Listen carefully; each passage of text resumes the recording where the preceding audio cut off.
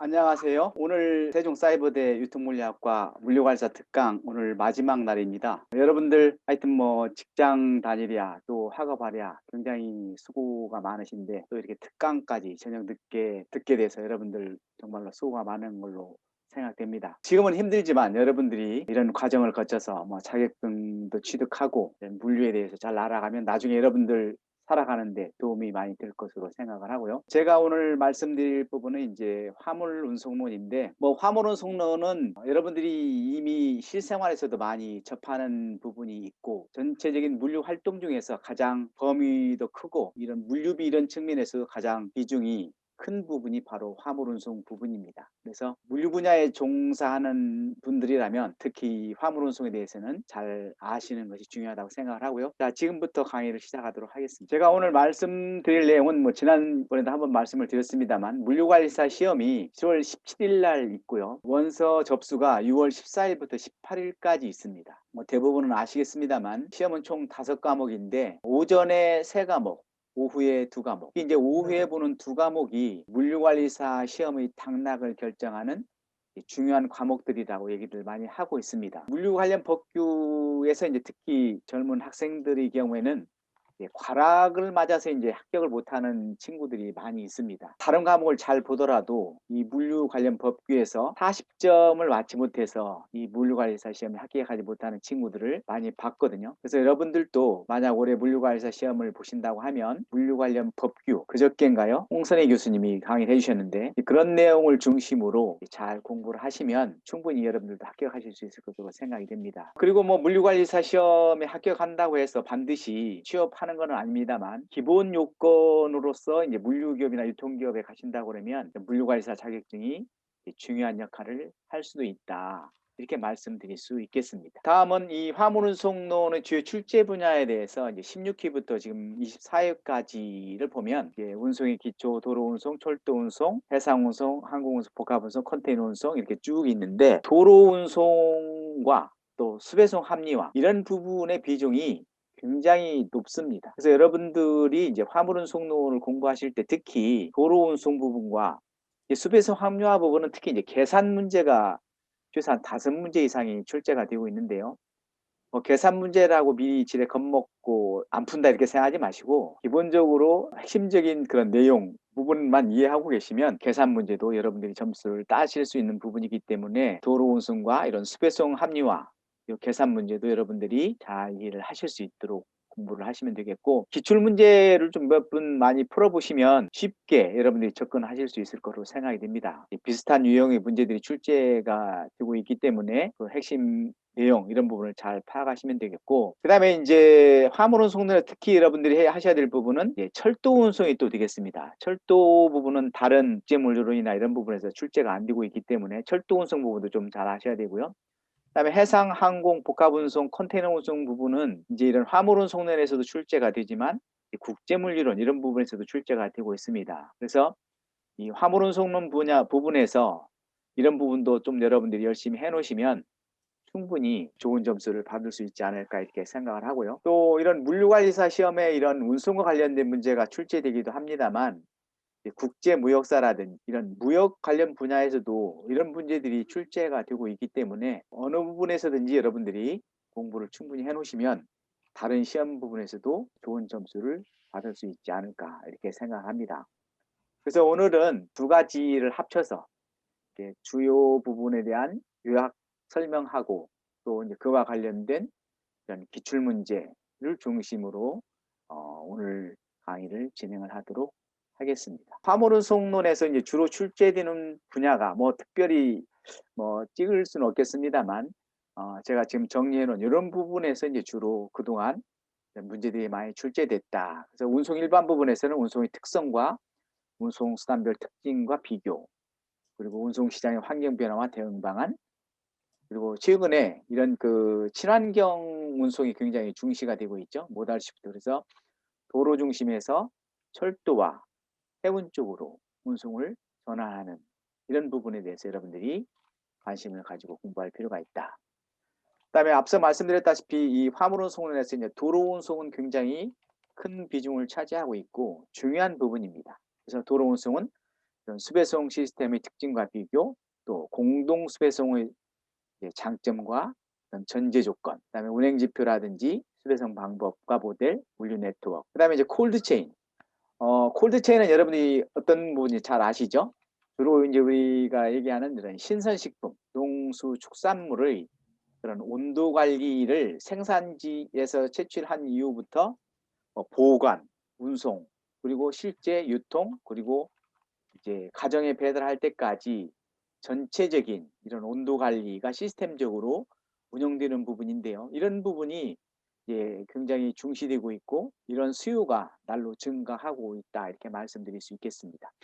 다음 화물 자동차 운송 비용, 택배, 그 다음에 채트반 공식이라고 해서 이제 트럭이 철도보다 경쟁 우위가 있는 거리를 계산하는 공식이 되겠습니다. 과거에 물류관 시험에 거의 매년 출제되다시피 했던 부분 중에 하나가 바로 채트반 공식을 이용한 트럭 운송이 경쟁 가능 거리다.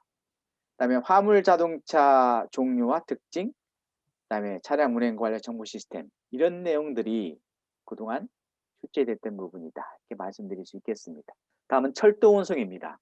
철도 하차 형태와 운송 방식, 그다음에 철도역에서의 컨테이너 하역 방식. 이따가 말씀드리겠습니다만 COFC와 TOFC 이런 방식이 있는데요. 그다음에 철도 운송과 관련한 ICD, 내륙 컨테이너 기지 또는 내륙 물류 기지다 이렇게 얘기하고 있는데 인랜드 컨테이너 디포다 이렇게 얘기하고 있는데요.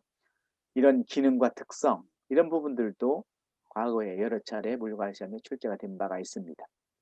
다음 해상 운송입니다. 해상 운송은 이제 컨테이너 운송 그리고 전기선 운송과 부전기선을 비교하는 이 전기선과 부전기선을 비교하는 이런 내용도 과거에 굉장히 시험 출제 빈도가 높았던 부분입니다. 또 얼마든지 문제를 만들어낼 수 있는 부분이고요. 그다음에 해운항만 관련 용어라든지 또 연안운송, 그다음에 친환경, 지금은 조금 이제 시들해졌습니다만 보안, 시큐리티와 관련된 문제도 과거에 굉장히 많이 출제가 됐던 부분 중에 하나다 이렇게 말씀드릴 수 있겠고요. 기타로서 이제 팔레트와 팔레트 풀 시스템, 그다음에 유닛 노드 시스템, 유닛 노드 시스템이 ULS 시스템이라고 하는데요. 바로 이제 컨테이너와 팔레트를 이용을 해서 이제 출발지에서부터 목적지까지 환적 작업을 거치지 않고 일관 운송하는 이런 시스템을 이런 유닛 노드 시스템이다 이렇게 말씀드릴 수 있겠는데요. 이런 내용들이 주로 이런 화물 운송에서 이제 출제되고 있는 그런 분야다 이렇게 말씀드릴 수 있겠습니다. 자, 이제 화물 운송론 이제 본격적으로 말씀을 드리도록 하겠습니다. 먼저 운송 시장과 환경 변화에 대해서 말씀을 드리도록 하겠습니다. 여러분도 이제 아시다시피 이 코로나 이후에 굉장히 새로운 이런 환경 변화가 이제 도래됐는데요. 소위 말하는 과거에는 이제 글로벌화가 굉장히 적극적으로 추진됐던 데 비해서 이런 코로나를 겪으면서 그동안의 어떤 글로벌 밸류 체인 이런 것들도 변화되고 있다 이렇게 말씀드릴 수가 있겠고 그렇지만 이런 운송 시장 이런 부분에서는 기본적으로 여기 지금 쓰여져 있는 이런 내용들은 앞으로도 이제 지속적으로 계속될 것으로 예상이 됩니다. 첫 번째가 이제 정보사회 진전과 시스템화, 자동화가 지속적으로 이루어질 것이다. 이렇게 말씀드릴 수가 있겠는데요. 그래서 이제 계속해서 이런 정보 시스템, 또 새로운 어떤 4차 산업혁명과 관련된 이런 기술이 이제 접목이 돼서 자동화, 로봇화 이런 것들이 지속적으로 이런 운송 시장 또는 물류 시장에서도 이제 영향을 미칠 것으로 예상이 되고 있다. 두 번째로는 화주의 니즈가 고도화되고 다양화되고 있다. 그래서 소량 다품종 생산 시대, 또 고객 니즈가 고도화돼서 더 좋은, 더 편리한 이런 서비스를 요구하고 있다. 물론 이제 비용은 많이 올려주기 싫어하면서도 이런 니즈는 고도화되고 있다. 이제 코로나 발생 이전까지 글로벌 아웃소싱, 즉 전 세계 시장에서 조달, 생산, 판매 활동이 이루어져 왔습니다. 그렇지만 이제 이 코로나를 겪으면서 이런 이제 상황이 조금 바뀌어가고 있습니다. 글로벌화보다는 자국으로 다시 기업들이 다시 되돌아온다든지 또는 자국으로 돌아오지 못하는 기업들도 이제 주변에 니어쇼어링, 그러니까 주변에서 바로 손쉽게 이렇게 아웃소싱을 할 수 있는 이런 형태로 바뀌어가고 있다. 이런 글로벌 밸류 체인이 바뀌어가고 있다. 그동안과는. 그다음에 이제 지속적으로 이런 재고 수준을 적게 가져가는 이런 형태로 이제 바뀌어가고 있다. 운송화물의 소량, 답품종화, 그래서 그 소량 다빈도화가 이루어지고 있다. 그래서 이제 택배, 국제 특송 이런 서비스들이 확대되고 있다. 그다음에 라스트 마일 중요성이 증대되고 있다. 신속성, 스피드가 중시되고 있고요.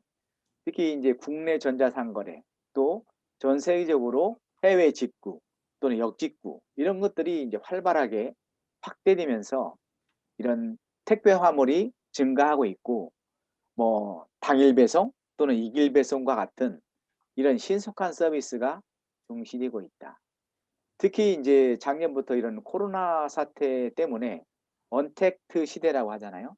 그래서 이제 직접 대면하지 않고 바로 온라인으로 주문해서 여러 가지 뭐 식품이라든지 의류라든지 이런 것들을 모두 다 온라인 형태로 하는 형태로 발전해 가고 있고 신속한 이런 서비스를 원하기 때문에 어떻게 하면 라스트 마일 서비스를 보다 더 편리하게 신속하게 할 것이냐 이런 것들이 전자상거래 업체라든지 또는 물류업체, 택배업체들이 관심을 가지고 있는 부분이다. 이렇게 말씀드릴 수가 있겠습니다. 그다음에 운송시장의 글로벌화. 뭐 좀 전에 말씀드렸다시피 이런 코로나 이전까지는 이제 대체적인 이런 추세였습니다만 뭐 그렇지만 앞으로도 이런 국제화는 지속적으로 추진될 것으로 예상이 되고요. 그다음에 운송시장의 경쟁 심한 동종 또는 이업종 간의 경쟁 때문에 업체 간 M&A 또는 업체들 간의 스트래티직 얼라이언스 이런 것들이 활발하게 진행되고 있다. 또 그동안 물류 또는 유통기업이 아니었던 이런 업체들이 아마존과 같은 이런 업체들이 지속적으로 이런 물류 시장에 참여하고 있는 이런 형태도 나타나고 있다. 그다음에 아웃소싱 시장이 보편화되고 있고 3PL이 전문화 대형화되고 있다. 보안과 환경에 대한 규제가 지속적으로 확대되고 있다. 이렇게 말씀드릴 수 있겠습니다. 뭐 꼭 이와 관련된 문제는 아닙니다만 뭐 몇 가지 문제를 풀어보고 또 넘어가도록 하겠습니다. 자, 운송 수단을 선택할 때 고려 사항으로 옳지 않은 것은 화물 종류나 중량이 중요하죠. 그다음에 운임 부담력. 운임 부담력이라고 하는 것은 즉 화물 가치에 따라서 얼마만큼 예를 들면 운임이 비싼 항공운송 같은 경우에는 이런 저가 화물 같은 경우에는 운송할 수가 없는 거죠. 그래서 저가 화물 같은 경우에는 운임 부담력이 낮기 때문에 이런 운임이 낮은 그런 철도 운송이나 해상 운송으로 하게 된다. 또 운송 구간의 시간, 소요 시간, 그다음에 롯 사이즈라고 하는 것은 한 번에 운송할 그런 화물 크기를 의미하는 거예요. 그래서 예를 들면 뭐 100톤인지 1000톤인지 이런 크기 이런 것들도 운송수단 선택할 때 중요한 요인이 되죠. 그다음에 화물 납품처와 관련된 이런 내용이 이제 아니다. 정답은 5번이고요. 그다음에 국내 화물 운송의 합리화 방안으로서 옳지 않은 것입니다. 운송 체계를 다변화해서 기존에 이용하던 운송수단의 효율성이 높은 다른 운송수단으로 교체한다. 해야죠. 그다음에 경쟁력 제고를 목적으로 자사의 비핵심 업무를 외부에 위탁하는 아웃소싱을 추진한다. 맞는 얘기죠. 그다음에 전체 운행 거리에서 화물의 적재 효율을 높이기 위해서 영차율을 최소화한다. 화물의 적재 효율을 높이는 것까지는 맞는 얘기죠. 적재 효율을 높이는데 영차율이란 공차율과 반대 개념입니다. 즉 화물을 싣고 다니는 비율을 극대화해야 된다는 거죠. 그래서 적재 효율을 높이기 위해서 영차율을 최소화하는 게 아니고 극대화한다. 아니면 공차율을 최소화한다. 이렇게 말을 바꾸면 맞는 얘기고 지금 3번이 틀린 말이 되겠습니다. 그다음에 대량 화물을 고속으로 운송하기 위해서 블록 트레인. 블록 트레인이라고 하는 것은 이제 주로 이제 컨테이너를 운송할 때 많이 활용이 되는데요. 예를 들면 한 개의 열차가 25량의 컨테이너를 싣고 운송을 한다 하면 블록 트레인이라고 하는 것은 블록을 여러 이제 화주들이 블록을 나누어서 이제 화물을 싣는 거죠. 그래서 5개 블록은 예를 들면 현대상선이 또 10개 블록은 한진이 뭐 이렇게 블록을 나눠서 화물을 운송하는 형태가 블록 추레입니다.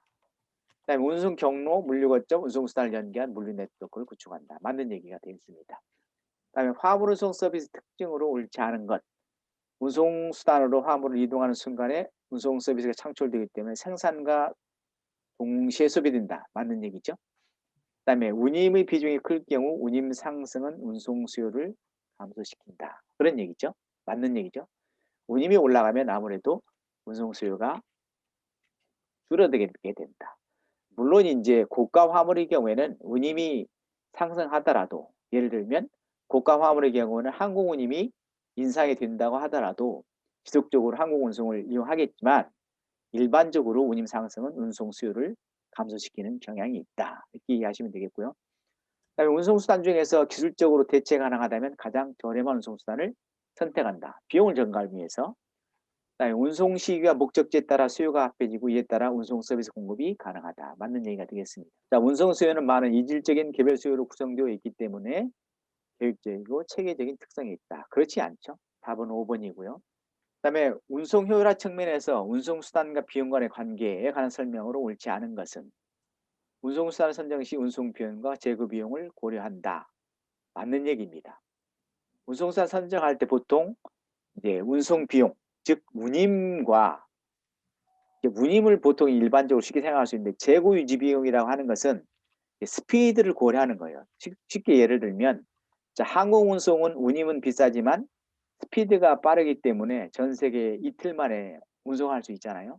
그래서 항공 운송을 할 경우는 재고 유지 비용이 굉장히 저렴합니다. 반대로 해상 운송은 운임은 싸지만 예를 들면 미서안까지 12 내지 2주 정도, 한국 부산항에서 유럽까지 약 한 달 정도 이렇게 소요가 되기 때문에 항공 운송과 비교를 하면 이 해상 운송의 경우에는 재고 유지 비용이 항공 운송의 약 15배 이상 더 많이 발생하게 된다. 그래서 함께 운송 비용, 즉 운임과 함께 재고 유지 비용을 고려해야 된다. 운송 수단별 운송 물량에 따라서 운송 비용의 차이가 있다. 자, 항공 운송은 리드 타임이 짧기 때문에 재고 유지 비용이 증가하는 것이 아니고 대폭 감소하는 거죠. 제가 앞 1번 설명할 때 말씀을 드렸죠.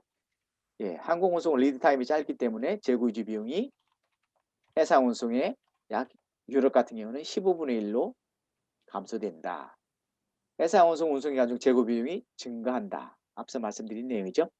속도가 느린 운송 수단일수록 운송비도가 낮아져 보관비가 증가한다. 이것도 맞는 얘기가 되겠습니다. 자, 다음은 채트반 공식. 아까 채트반 공식은 제가 말씀드릴 때 트럭이 철도에 비해서 경쟁 가능한 거리를 채트반 공식을 이용해서 계산한다. 이렇게 말씀드렸습니다.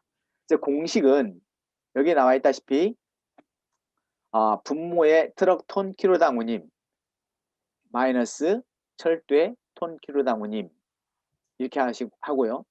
분자에는 철도역에서의 상하차비, 포장비 또는 발착비, 하여튼 분자는 철도역에서 발생하는 이런 비용들을 이제 분자에, 분모에는 트럭 톤키로당 운임 마이너스 철도의 톤키로당 운임 이렇게 해서 이제 트럭이 경쟁 가능한 거리를 계산하면 된다. 이렇게 말씀드릴 수 있겠습니다. 여기 예가 있는데요. 자동차 운송비가 8,000원, 톤키로당 8,000원, 철도 톤키로당 운송비가 7,500원, 그리고 철도역에서의 발착비, 배송비, 하차 하역비가 53,000원일 때 트럭 경쟁 가능 거리는 얼마냐? 이걸 계산하라는 문제가 있을 때 그대로 공식에 집어넣으면 됩니다. 이 철도역에서의 부대 비용이 53,000원, 그리고 분모는 자동차 톤키로당 운임이 8,000원 마이너스 7,500원 하면 500원이죠. 분모는 53,000 그러면 106km가 되겠습니다. 그래서 106km 이하는 트럭이 경쟁 가능할 수 있는 거리고 107km부터는 트럭보다는 철도가 경쟁 우위가 있는 거리다. 이렇게 계산할 수 있겠습니다. 15번도 한번 볼까요? 다음 같은 조건에서 공로와 철도 운송의 경제 효용 거리 분기점은 어떻게 되느냐? 자, 톤당 추가되는 철도역에서의 상하차 비용 포장비가 12,000원. 그다음에 도로 톤키로당 운임이 120원, 철도 톤키로당 운임이 70원이다. 그러면 공식은 이렇습니다. 분자는 12,000원, 분모는 120 마이너스 70. 그럼 분모가 50이죠. 그럼 12,000을 50으로 나누면 240km. 240km까지는 도로 운송이 유리하고 그 이상은 철도가 유리하다. 이렇게 이해를 하시면 되겠고요. 자, 다음은 운임 결정에 요인에 관한 설명으로 옳지 않은 것. 화물의 파손 분실들 사고 발생 가능성이 높아지면 운임도 높아진다. 당연히 높아지죠. 그 다음에 적재 작업이 어렵고 적재성이 떨어질수록 운임이 높아집니다. 적재 작업이 아무래도 힘들면 또 적재 상자라든지 이렇게 규격화된 이런 화물 같은 경우에는 적재성이 높은데 뭐 좀 불규칙한 어떤 형태를 가지고 있다. 이럴 경우에는 이제 적재성이 떨어지기 때문에 운임이 높아진다. 그다음에 운송 거리가 길어질수록 총 운송 원가는 증가하고 운임이 낮아진다. 그죠? 그다음에 화물의 밀도가 높을수록 동일한 적재 용기에 많이 적재할 수 있고 운임이 높아진다. 운임이 낮아지겠죠. 왜냐하면 밀도가 높다고 하는 것은 쉽게 말씀드리면 철 제품 이런 것들은 밀도가 굉장히 높다 이렇게 말씀드릴 수가 있겠고, 그다음에 밀도가 낮은 것들은 저런 뭐 의류라든지 뭐 이불 같은 이런 것들이죠. 그래서 이런 경우에는 운임이 그러니까 밀도가 낮으면 운임이 높아지고 높으면 운임이 낮아진다. 그래서 정답은 4번이 되겠습니다. 그다음에 운송되는 화물의 취급 단위가 클수록 운송 단위당 고정비는 낮아진다. 이렇게 말씀드릴 수 있겠습니다. 정답은 4번이고요. 그다음에 운송 방식 선택에 관한 설명으로 옳지 않은 것은 수량이 적은 고가 화물의 경우에는 항공 운송이 적합하다. 맞는 얘기죠. 그다음에 장기 운송 시 가치가 하락하는 화물의 경우에는 항공 운송이 적합하다. 맞는 얘기예요.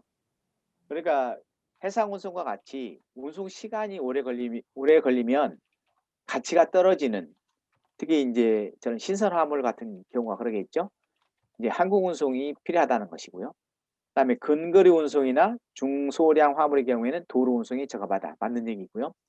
그다음에 대량 화물 장거리 운송은 해상 운송이나 철도 운송이 적합하다. 맞는 얘기가 되겠습니다. 그다음에 전천후 운송의 경우에는 도로 운송이 적합하다. 전천후 운송은 뭐예요? 철도 운송이 적합한 거예요. 그래서 틀린 거는 5번. 전천후 운송은 철도 운송 또는 파이프라인, 송유관 운송이 적합하다. 다음은 특장차에 관한 설명을 옳지 않은 것입니다.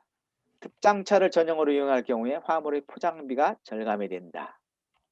그 다음에 절감이 되죠. 이 특장차라고 하는 것은 뒤에서 말씀을 드리겠습니다만 어떤 화물의 특성에 적합한 그런 구조나 설비를 갖추고 있는 이런 차량을 특장차다. 이렇게 일반적으로 얘기를 하고 있습니다. 그래서 특장차를 전용으로 이용할 경우 화물 포장비가 절감이 되죠. 당연히. 특장차는 신속한 상하차가 가능해서 화물의 차량 회전율을 높인다. 맞는 얘기예요. 신속한 상하차가 가능하다. 그다음에 특장차는 복합 화물을 확보하는 것이 어렵기 때문에 편도 공차 운행을 해야 하는 비효율성도 있다. 맞는 얘기입니다. 특장차는 조금 전에 제가 특정 화물에 적합한 구조라든지 설비를 가진 차량이라고 말씀을 드렸습니다. 그래서 갈 때는 화물을 싣고 가지만 돌아올 때는 그에 적합한 화물을 싣기 어렵다. 그래서 돌아올 때는 공차, 빈 차로 돌아와야 되는 효율성이 높다. 이렇게 말씀드릴 수 있겠고요. 다음 네 번째, 특장차는 운송화물의 특성에 맞춰 제작되기 때문에 차체의 무게가 가벼워진다. 이렇게 되어 있는데요. 차체 무게가 가벼워지는 게 아니라 무거워집니다. 그래서 특장차는 여러 가지 설비, 구조 이런 것들을 가져야 되기 때문에 차체 무게가 무거워진다. 그래서 정답은 4번이 되겠습니다. 특장차는 다른 종류의 화물 운송하기에 부적합하고 화물 부족할 때 운용 효율이 떨어진다. 맞는 얘기입니다. 다음 화물 정보망의 역할이 아닌 것입니다. 화물 정보망, 오늘날은 이런 물류 분야에서 화물 정보 시스템이 굉장히 중요한 역할을 하죠. 그래서 실시간 이런 정보가 업데이트되고 이런 정보가 바로 이런 화물 추적 이런 부분과 관련이 있기 때문에 화물 정보망이 굉장히 중요한데요. 화물 정보망의 역할이 아닌 것은 공차율을 감소시킬 수 있다. 맞는 얘기고요. 그다음에 공산품 생산의 감소. 이거는 전혀 관계가 없습니다. 공산품 생산은 제조업체, 화주가 이제 관련이 있는 것이고 화물 정보망하고는 사실은 관련이 전혀 없습니다. 그다음에 운송 시장의 투명성 제시. 맞는 얘기죠. 그다음에 정보 수요자 중심의 시장으로 전환. 그다음에 5번도 맞는 얘기고요. 그래서 화물 정보망은 공차율을 줄인다든지 그다음에 시장의 투명성 제고라든지 또 수요자 중심으로 시장을 전환시킨다든지 이런 것들이 화물 정보망을 통한 활용이다. 이렇게 말씀드릴 수 있겠습니다. 자, 다음은 TMS입니다. 트랜스포트 매니지먼트 시스템. 운송관리 시스템이다. 이렇게 말씀드릴 수가 있겠는데요. 이런 운송관리 시스템과 관련해서 옳지 않은 것. 화물 운송 시 수반되는 자료와 정보를 수집하여 효율적으로 관리하고 수주 과정에서 입력한 정보를 기초로 비용이 저렴한 소스를 제공하는 시스템이다. 맞는 얘기죠. 화물이 입고되어 출고되기까지의 물류 데이터를 자동 처리하는 시스템으로 입고와 피킹, 재고 관리, 창고 공간을 효율적 활용을 지원해주는 시스템이다. 뭐 얼핏 보면 맞는 것 같지만 이 2번이 설명하는 것은 WMS죠. 웨어하우스, 창고 관리 시스템, 웨어하우스 매니지먼트 시스템. 즉 어제 강의가 있었죠. 그 창고의 입구에서부터 피킹, 재고 관리, 그 장비 관리라든지 인력 관리 이런 부분을 어떻게 효율적으로 할 거냐 하는 부분이 바로 WMS죠. 2번을 설명하는 것은 TMS가 아니라 WMS 시스템이다. 이렇게 말씀드릴 수 있겠습니다. 3번은 최적의 운송 계획 및 차량의 일정을 관리해서 화물 추적, 운임 계산 자동화 이런 것들을 가능하게 해준다. 맞는 얘기입니다. 그다음에 고객의 다양한 요구를 수행하면서 수배송 비용, 재고 비용과 같은 총 비용을 절감할 수 있다. 맞는 얘기죠. 그다음에 공급 배송망 전반에 걸쳐서 재고 및 운반비 절감, 대응력 개선, 공급업체와 필요부서 간의 적기 납품을 실행할 수 있다. 맞는 얘기가 되겠습니다. 화물 운송의 운임 결정 요인에 해당되지 않는 것은 1번 축강거리, 운송거리, 화물 크기, 밀도, 적재성.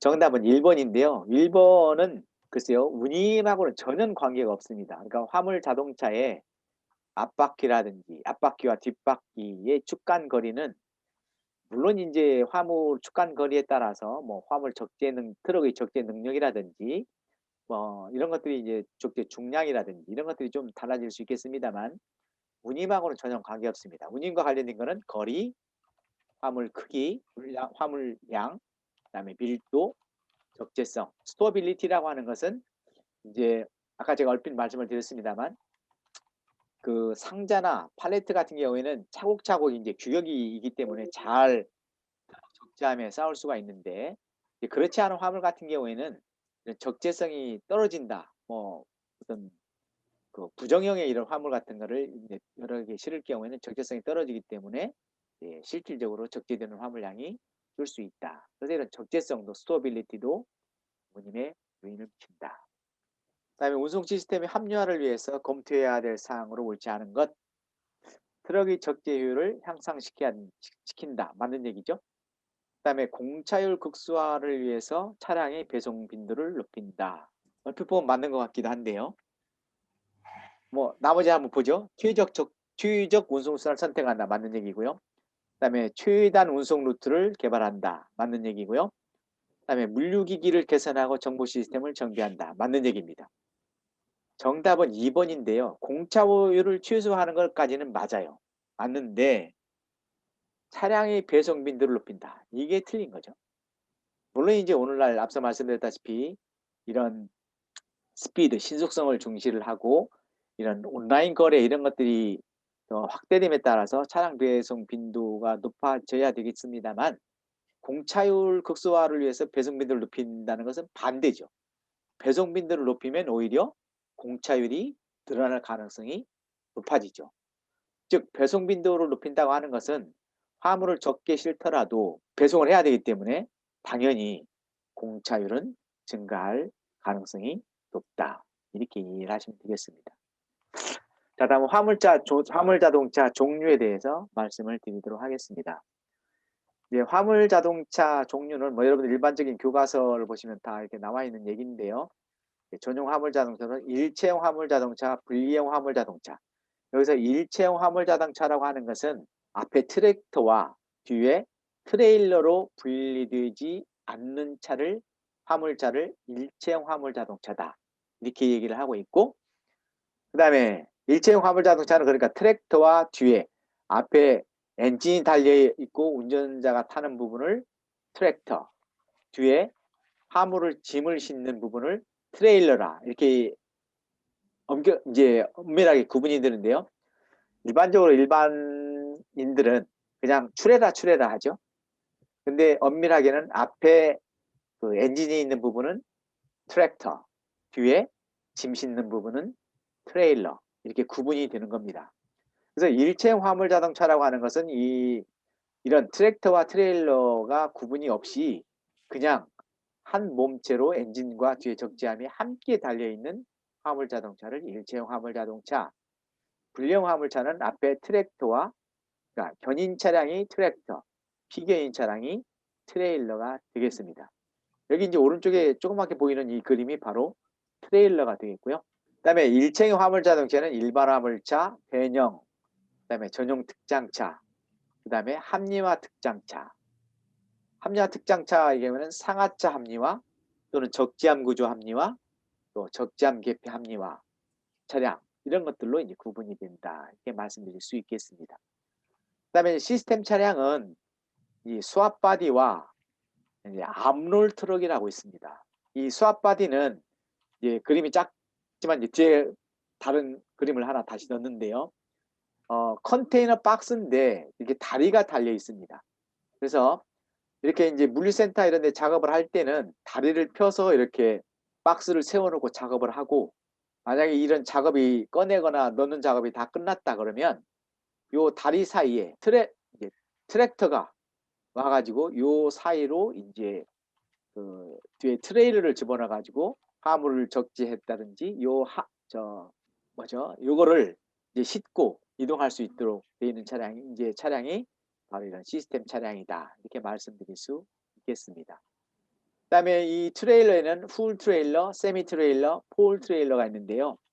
풀 트레일러는 이 그림처럼 이 적재함의 앞과 뒤가 모두 다 바퀴가 달려 있어서 스스로 이동이 될 수 있는, 물론 원동기는 없지만 이 적재함이 앞바퀴와 뒷바퀴가 다 함께 달려 있는 것을 풀 트레일러다 이렇게 얘기를 하는 것이고요. 세미 트레일러는 한쪽에만 바퀴가 있습니다. 그러면 다른 한쪽은 앞에 트랙터라고 하는 그런 원동기가 있는 부분에 트레일러의 중량과 여기에 적재되는 화물의 중량을 앞에 트랙터에 넘기면서 전가시키면서 운송되는 트레일러를 세미 트레일러다 이렇게 얘기하고 있고요. 그 다음에 여기 폴 트레일러, 폴이라고 하는 거예요. 뭐예요? 막대잖아요. 긴 화물, 장적 화물. 그래서 이렇게 트레일러인데 뭐 긴 관이라든지 또 전신주라든지 뭐 긴 파이프라든지 이런 것들을 이제 실을 수 있는 이런 트레일러를 폴 트레일러다 이렇게 말씀드릴 수 있겠습니다. 자, 앞에서 말씀드린 트레일러의 장점이다. 중계 지점에서 트레일러를 탄력적으로 이용할 수 있고 트랙터 운전기사를 효율적으로 이용할 수 있다. 중량물, 장척물, 컨테이너 등을 운송할 수 있다. 대량 운송으로 원가를 절감할 수 있다. 트레일러의 일시 보관 기능과 같이 이런 탄력적인 작업이 가능하다. 운송 시스템화로 운송업체의 영업력을 좀 강화시킬 수 있다. 그다음에 이런 전용 특장차의 특징입니다. 화물을 안전하게 운송할 수 있고, 전용 특장차는 앞에서 잠깐 언급을 했습니다만 어떤 화물의 특성에 맞는 구조라든지 설비를 가진 차량이에요. 그래서 안전하게 그런 포장비를 절감할 수 있다. 하역 기계화로 작업 시간을 단축할 수 있고 회전율을 높일 수 있다. 다른 화물을 운송을 하기 어렵다. 특정 화물에 맞도록 구조 설비를 가지고 있기 때문에 아까 문제에도 나왔죠. 복행 시 화물 확보가 어렵고 공차 운행이 불가피하다. 하역 기계 구입비가 높아서 차량 가격이 비싸진다. 상하차 기계화 가능하고 하역 비용을 절감할 수 있다. 이런 것이 이런 전용 특장차의 특징입니다. 이 전용 특장차의 특징도 과거에 물류관리사 시험에 여러 번 출제된 바가 있습니다. 자, 여기는 이제 여러분들 뭐 잘 아시겠지만 여러분들 이해를 돕기 위해서 다양한 화물 자동차 종류의 사진을 표시해 놨습니다. 앞에 보이는 것이 일반 화물 자동차 변형. 변형은 이제 이렇게 다 저 위에 측면 모두 다 이렇게 덮개가 돼 있어서 화물을 예, 눈이 오나 비가 오나 또는 이런 도난 이런 것들을 방지할 수 있는 차죠. 그다음에 탱크로리에서 이제 액체 화물을 운송할 수 있는 차. 그다음에 사료라든지 이런 알갱이 화물을 운송할 수 있는 또는 시멘트 이런 것들을 운송할 수 있는 차량. 냉동 냉장 차량.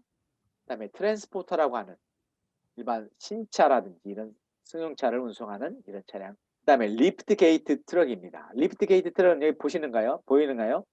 이 트럭 적재함에 끝쪽에 리프트가 달려 있어서 땅바닥에서 리프트에 화물을 실어 올려서 적재함 높이까지 실어 올려서 쉽게 편리하게 싣고 내릴 수 있는 이런 리프트가 달린 트럭을 이런 리프트 게이트 트럭이다. 크레인 장착 트럭.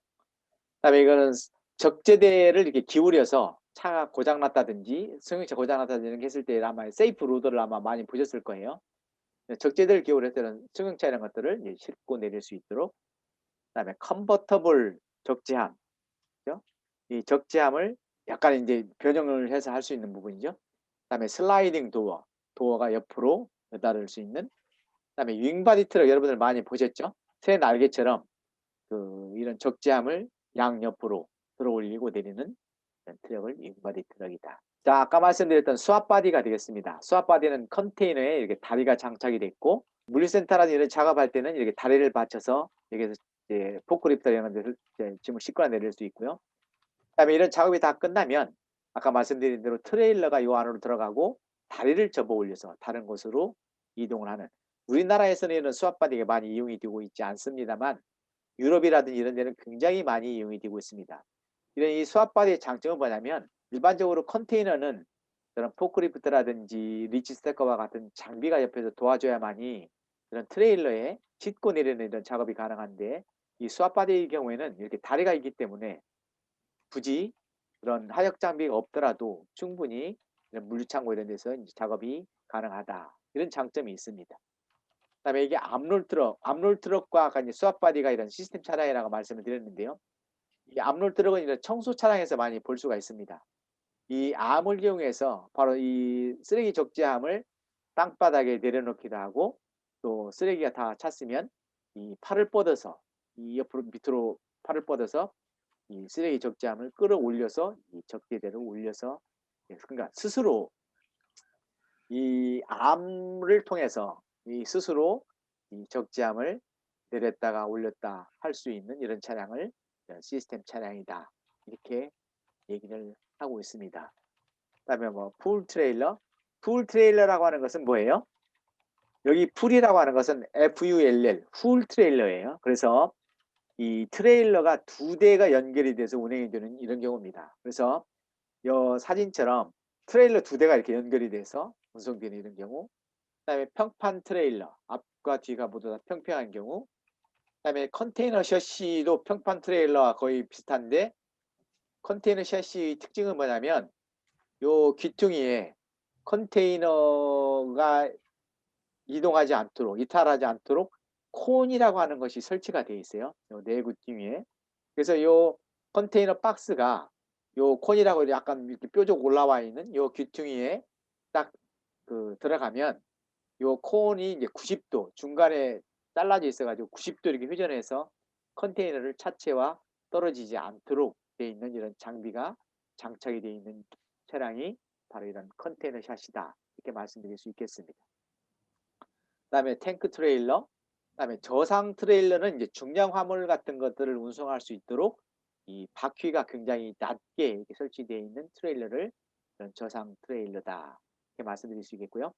그다음에 뭐 더블 트레일러, 폴 트레일러 아까 말씀드렸죠.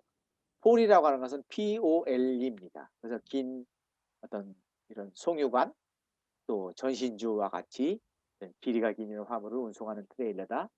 그다음에 돌이라고 하는 것은 이제 앞에 원동기가 달려 있는 이제 트랙터를 의미하는 그런 내용이 되겠습니다. 요 뒤에 이제 바로 이런 트레일러 이런 것들이 연결이 되는 부분이다. 이렇게 말씀드릴 수 있겠고요. 그다음에 커튼 사이드 세미 트레일러, 커튼 형태로 이런 적재함을 열고 닫을 수 있도록, 그다음에 셔터도어 위아래로 이런 적재함을 열고 닫을 수 있는, 그다음에 이거 그러면 합리화 차량인데요. 이 바닥이 롤러가 이제 깔려 있어 가지고 쉽게 화물을 집어넣고 꺼낼 수 있도록 할 수 있는 그런 차량이다. 그다음에 워크스루 밴인데요. 이 워크스루 밴은 이제 일반적으로 화물 자동차는 운전석과 이런 적재함이 별개로 분리가 돼 있는데, 이 워크스루 밴은 이제 운전석에서 뒤에 적재함까지 걸어서 왔다 갔다 할 수 있도록, 되게 이제 미국 이런 데서 보니까 이제 이런 그 택배 차량 이런 게 많이 이런 형태로 운영이 되고 있습니다. 그래서 운전석에서 뒤에 그냥 적재함까지 바로 걸어서 왔다 갔다 할 수 있도록 되어 있는 것이 이런 워크스루 밴, 그다음에 화로 운송 트럭, 덤프 트럭, 뭐 이외에도 굉장히 이런 화물 자동차 종류가 많은데요. 참고로 여러분들한테 말씀을 드렸습니다. 안전운임제라는 게 작년부터 지금 시행이 되고 있습니다. 작년도 물류관리사 시험에도 출제가 됐고요. 그래서 이런 안전운임제에 대해서 여러분들이 아실 필요가 있습니다. 안전운임제라고 하는 것은 화물자동차 운수사업법에 규정이 되어 있고요. 안전운임제를 도입한 이유는 바로 이제 화물차주가 지급받는 운임을, 최소한의 운임을 공표를 해서 적정 수입을 보장하고, 또 이런 저운임 때문에 이제 과로, 과적, 과속 이런 것들을 방지하기 위한 이런 차원에서 이런 안전운임제를 2020년부터 도입을 했다, 이렇게 말씀드릴 수가 있겠고, 이거는 이제 2020년부터 내년도 22년도까지 한시적으로 운영이 되는 제도고요. 컨테이너와 시멘트 화물 자동차를 대상으로 실시를 했습니다. 그리고 이제 거리별로 이제 금년도에 읍면동 단위로 이런 운임열표를 작성을 해서 국토교통부가 공표를 했다, 이렇게 말씀드릴 수가 있겠고요. 올해도 시험에 나올 수 있습니다.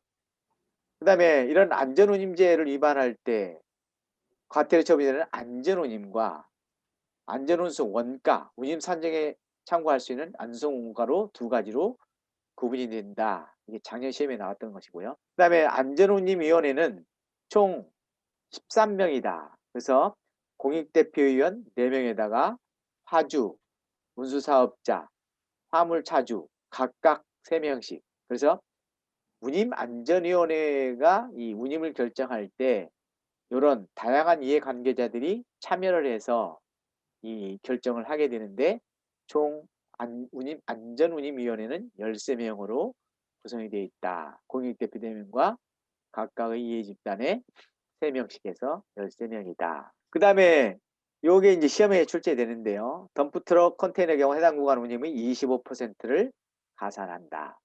이 안전운임제 안에 이런 내용이 그 부대조항에 다 포함이 되어 있는 거예요.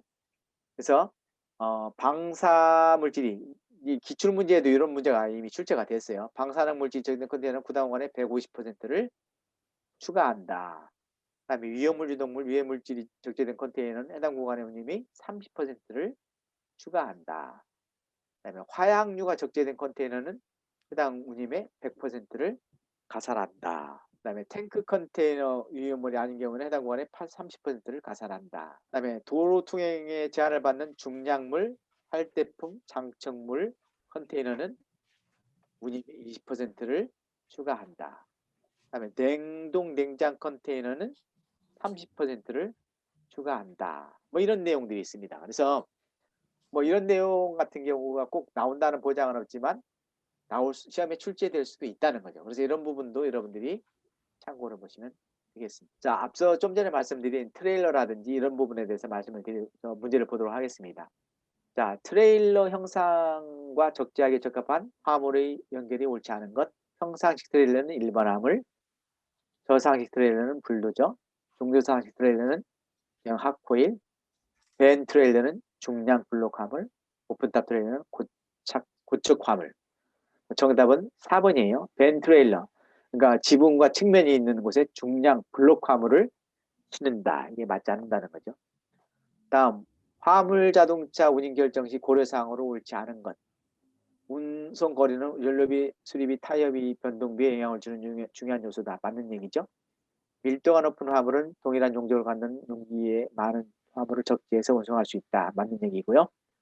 한 번에 운송되는 화물 단위가 클수록 대형 차량을 이용해서 이용하며 이 경우 운송 단위당 부담하는 고정비와 일반 관리비가 높다. 저는 이게 잘 안 보이는데 화물 형상의 비정형성은 적재작업을 어렵게 하고 적재 공간 효율성을 떨어지게 한다. 맞는 얘기예요. 4번은 운송 중 발생되는 화물의 파손, 부패, 폭발 가능성에 따라 운임이 당연히 이런 화물들은 운임이 올라가겠죠. 정답은 3번이 되겠습니다. 화물 자동차에 관한 설명을 모두 옳은 것. 전장이 길수록 화물의 적재 부피가 증가한다. 맞는 얘기겠죠. 그 다음에 전고, 차 높이를 얘기하는 거예요. 전고의 크기는 지하도 교통량 통과의 높이에 영향을 준다. 맞는 얘기죠. 저는 이게 잘 안 보이는데 전폭은 차폭이죠. 그 다음에 하대 높이, 화물 적재대 높이는 화물의 안정성에 영향을 준다. 맞는 얘기죠. 제1축간 거리가 길수록 적장 증량이 뒷바퀴에 전달이 된다. 정답은 2번이에요. 전장이 길수록 화물 적재 부피가 증가한다. 화물량이 더 많이 실을 수 있다는 얘기죠. 그 차 높이에 따라서 지하도라든지 교량 통과 높이에 영향을 준다. 그다음에 적재대 높이에 따라서 화물 안정성에 적재대가 아무래도 낮을수록 더 안정성에 영향을 주겠죠. 자, 공로운송 운행 제한에 관한 설명 중 괄호에 들어갈 숫자를 나열한 것. 고속도로, 국도, 지방도로 운행하는 차량 중 총 중량은 얼마예요? 40톤이에요. 총 중량은 40톤. 축하중은 10톤입니다. 10톤을 초과하거나 적재량을 초과하는 화물을 적재한 차량으로서 중량 측정기 오차 10%죠. 그러니까 기본적으로 차량 총 중량은 40톤, 축하중은 10톤. 이거는 여러분들이 암기하셔야 됩니다. 40톤과 10톤. 그리고 10%까지는 이제 위반하더라도 이제 봐줄 수 있는데 10%를 초과하면 이제 고발 조치되고 벌금을 내야 된다. 그래서 40, 10, 10이 되겠습니다. 화물 자동차 운송의 단점이 아닌 것.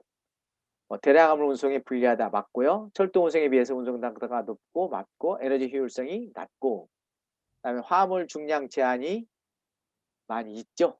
제한이 있고 그다음에 배차의 탄력성이 낮다. 배차의 탄력성이라고 하는 것은 차가 야간에 아니면 새벽에 운행할 필요가 있다. 그러면 얼마든지 탄력적으로 배차할 수 있죠.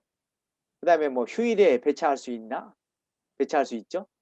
그래서 화물 자동차는 배차의 탄력성이 높습니다. 그래서 정답은 5번이 되겠고요.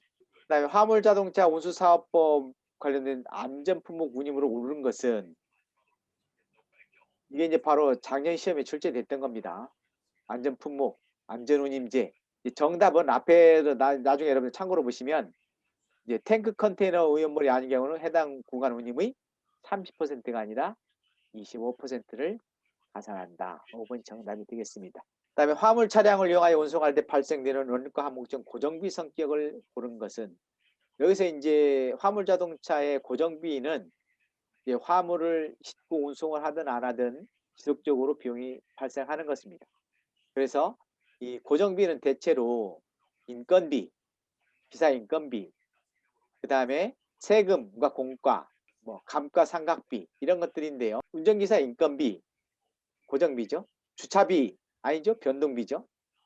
주차비를 받는 데 가면 물론 당연히 내야 돼요. 변동비. 그 다음에 통신비, 고정비에 해당이 된다. 그 다음에 유리비, 변동비죠.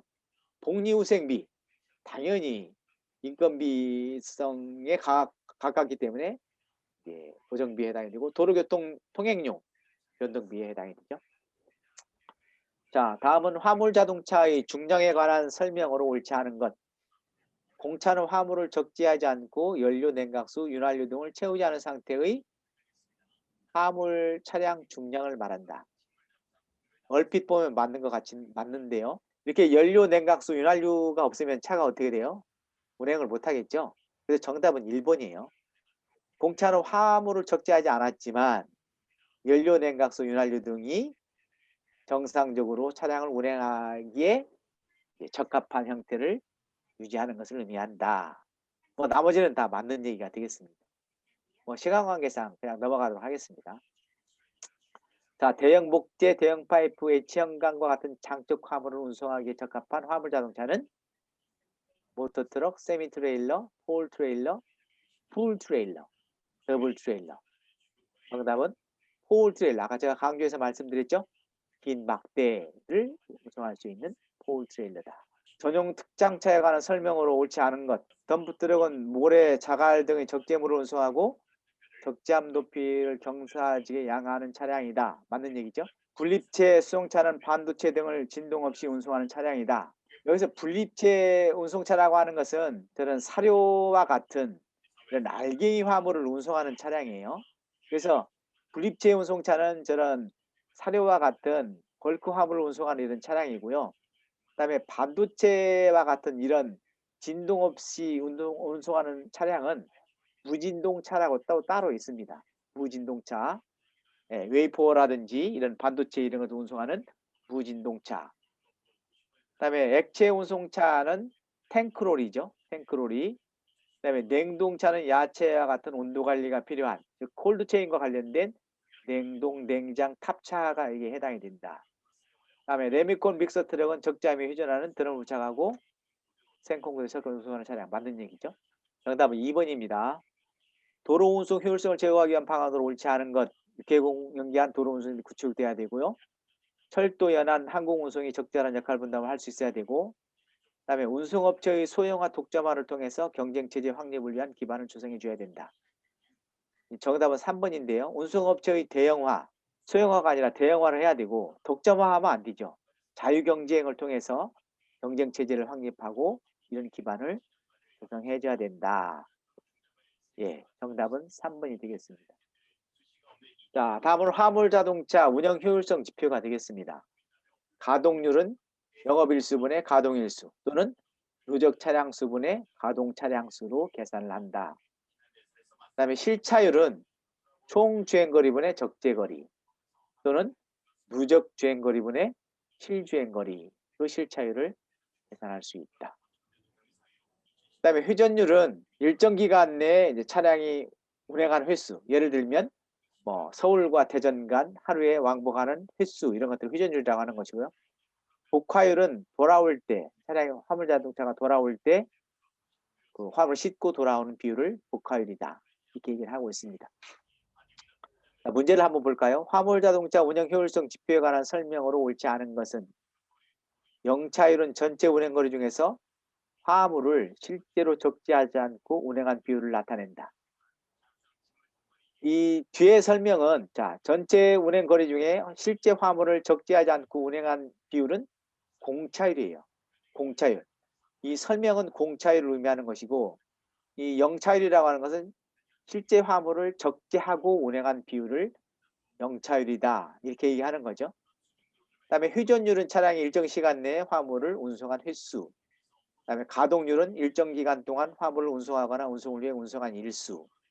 복화율은 돌아올 때, 적재율은 적재 정량 대비 실제 화물을 얼마나 적재했는지. 예를 들면 11톤 트럭에 11톤 적재 용량 트럭에 8톤을 적재하고 운행을 했다. 그러면 적재율은 11분의 8 이렇게 계산해서 나타낼 수 있다.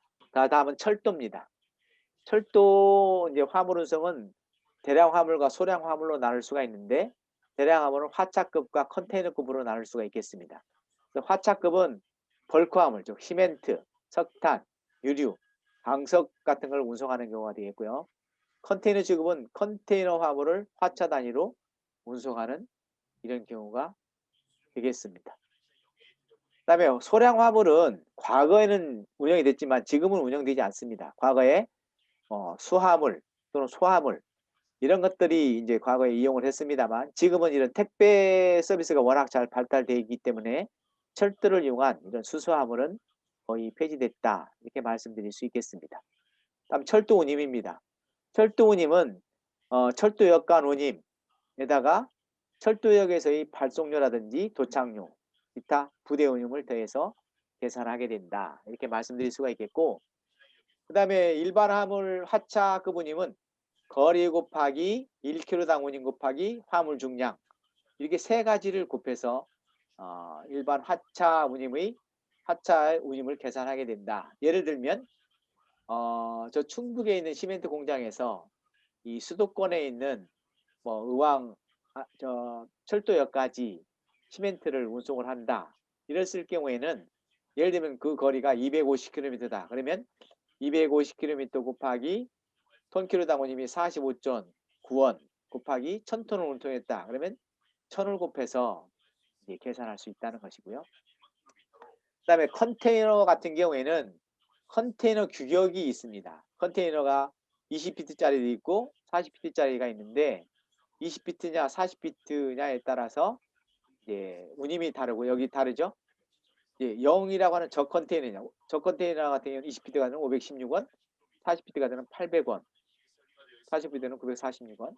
그다음에 공 컨테이너 같은 경우에는 이 저 컨테이너의 74%를 의미한다. 이렇게 말씀드릴 수 있겠습니다. 그래서 일반 화차급과 컨테이너급은 이렇게 운임을 계산하는 방식이 다르다. 그래서 컨테이너 같은 경우에는 예를 들면 20피트 저 컨테이너를 서울에 저 의왕ICD에서 부산까지 간다. 부산항까지 간다.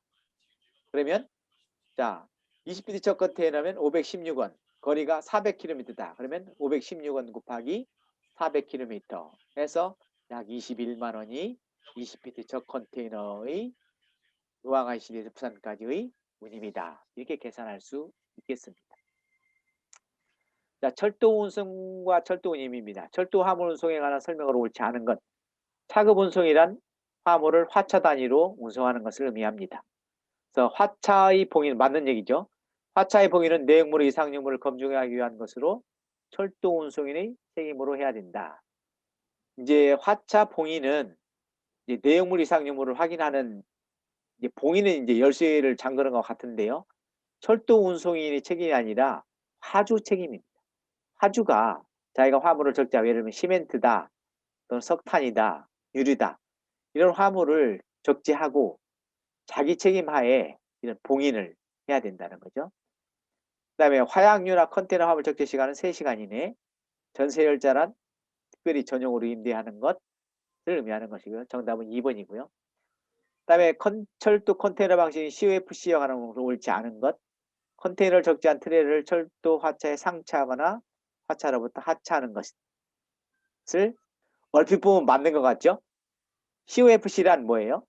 화차 위에다가 컨테이너를 얹는 거예요. 컨테이너 on flat car. 그런데 1번 설명이 뭐예요? 컨테이너를 적재한 트레일러를 철도 화차에 상차하거나 철도 화차로부터 하차하는 것이다. 이거는 뭐예요? TOFC입니다. 트레일러 on flat car. 즉 트레일러를 화차 위에 실른다든지 내리는. 그래서 1번은 TOFC를 설명하는 거예요. 나머지는 다 COFC죠. 컨테이너 자체만 화차에 상차하거나 하차하는 것을 COFC다. 철도 운송과 해상 운송이 연계가 용이하다. 하차 작업이 용이하고 화차 중량이 가볍고 편하던 절대 하역이다. 그다음에 컨테이너 상하차를 위한 크레인과 지가차 같은 장비가 필요하다. 맞는 얘기죠. 그다음에 철도 운송의 장점이 아닌 것, 친환경 운송 맞는 것이고 적재준한 용량이 작고 계획적인 운송이 가능하다. 그다음에 적기 배차가 용이하다. 적기 배차는 아까 뭐라고 그랬어요? 트럭의 경우가 이제 적기 배차가 용이한 거고 철도 운송은 이제 화차 단위로 아니요 열차 단위로 이 운행이 되기 때문에 적기 배차가 용이하지가 않습니다. 그러니까 한 열차를 운행하기에 적합한 그런 화물이 이제 모여야만 이런 한 열차 단위로 운송하기 때문에 이런 적기 배차는 용이하지가 않다. 다양한 운임 할인 제도를 운영합니다. 정답은 4번이 되겠습니다.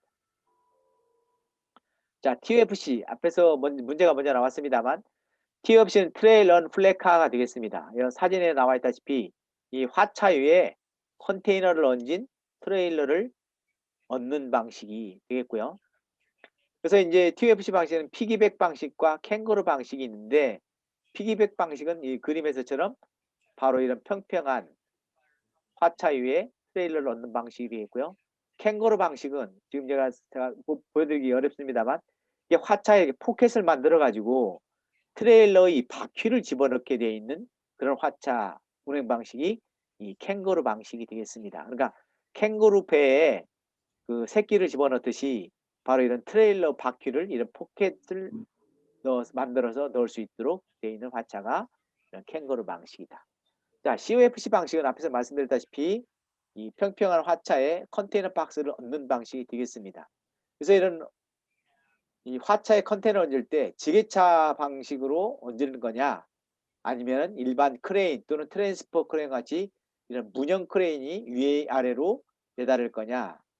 그다음에 플렉시밴 같은 경우는 이제 화차에 이 90도 각도로 옆으로 꺾이는 이런 회전반이 있어가지고 이런 회전반 형태로 이 화차를 올릴 거냐, 이런 세 가지로 나눌 수가 있다.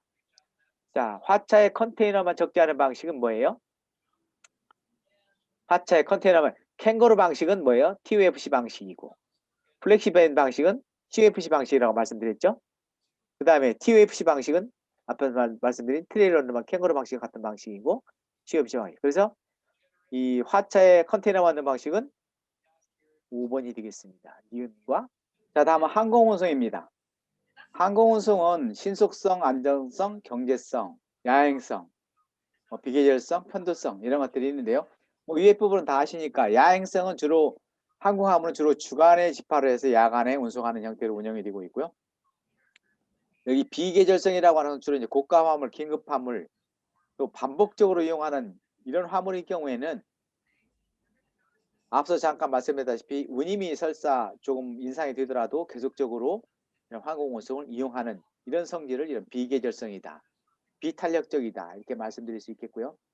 그다음에 편독성은 각국별로 도시별로 이런 운송 품목도 다르고 물동량이 가는 것과 오는 것이 이제 물동량이 불균등하다, 이렇게 말씀드릴 수 있겠습니다. 항공운송의 특성으로 옳지 않은 것, 지급과 보관 비용이 낮은 화물.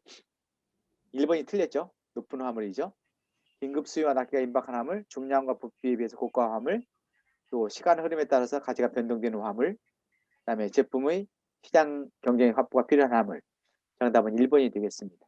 다음 항공화물 조업 장비와 관련된 설명으로 올바르게 표시되어 있는 거. 오른쪽 가서 화물을 운반하는 데 사용되는 작은 바퀴와 달린 무동력 장비. 무동력 장비는 돌리를 일반적으로 의미하는 거죠. 그다음에 화물을 여러 층으로 높게 적재한다든지, 또 항공기 화물을 탑재하는 이런 장비. 이거는 이제 하이로더라고 하죠. 하이로더라고 하는 것은 이제 X자형으로 돼서 낮게 높게 해서 이제 운영하는 거죠. 탑재 연계 적재된 화물을 운반할 수 있는 것, 터그카라고 하죠.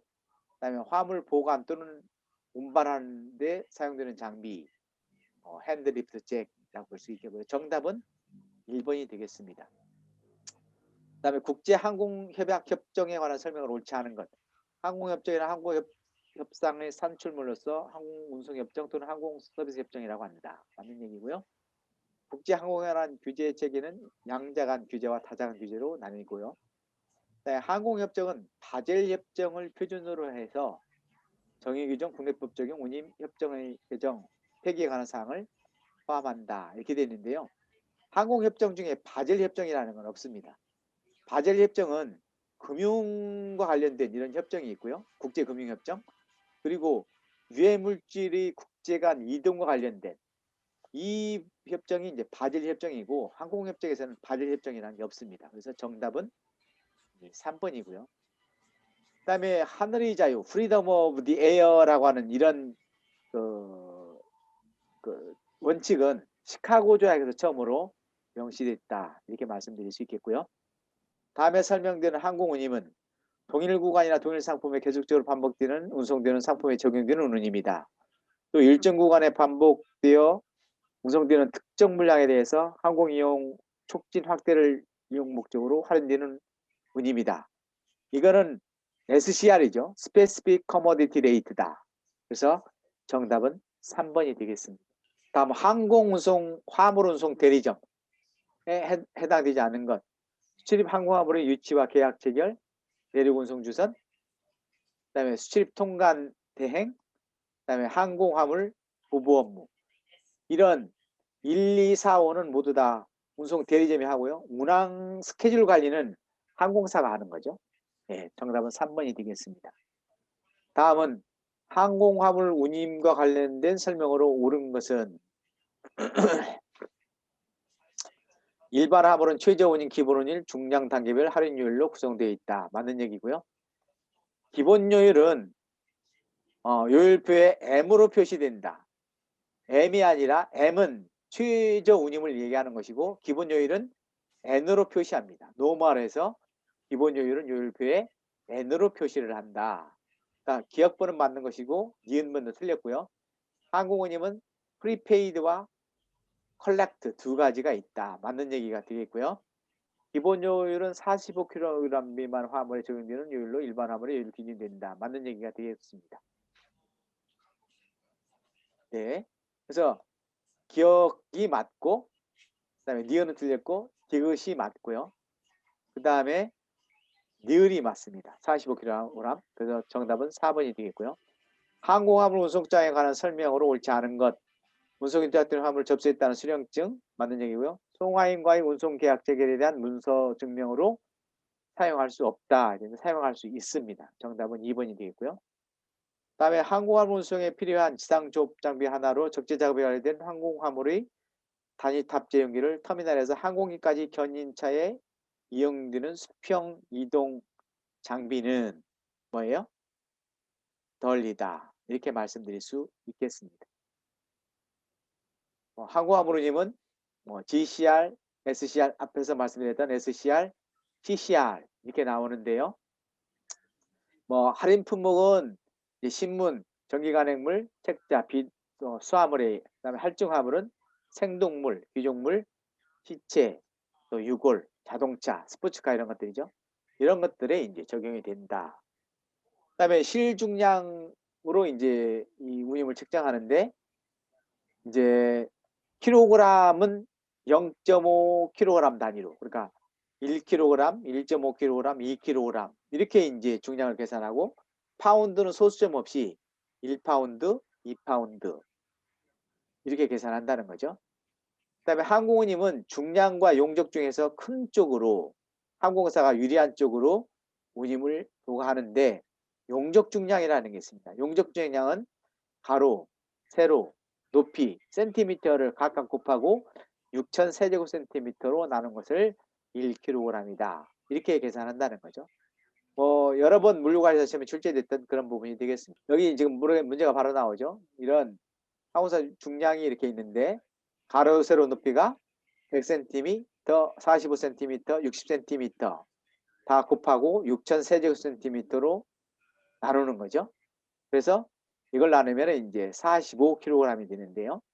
45kg이 아까 뭐라고 그랬어요? 여기 kg당 중량 요율이 일반 요율보다 싼 9,000원으로 이제 곱하면 되겠죠. 그래서 9,000원 곱하면 405,000원. 답이 4번이 되겠습니다. 다음 항공할 운임으로 설명으로 옳지 않은 것.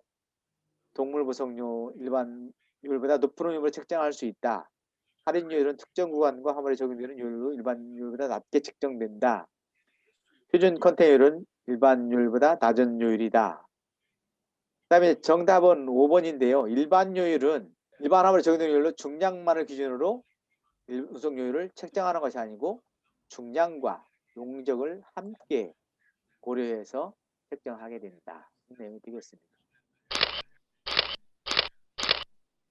다음에 이제 물류 공동화입니다. 물류 공동화. 물류 공동화란 화주나 또는 물류기업들이 함께 이런 물류센터라든지 장비 이런 것들을 같이 활용하는 것을 이제 물류 공동화다.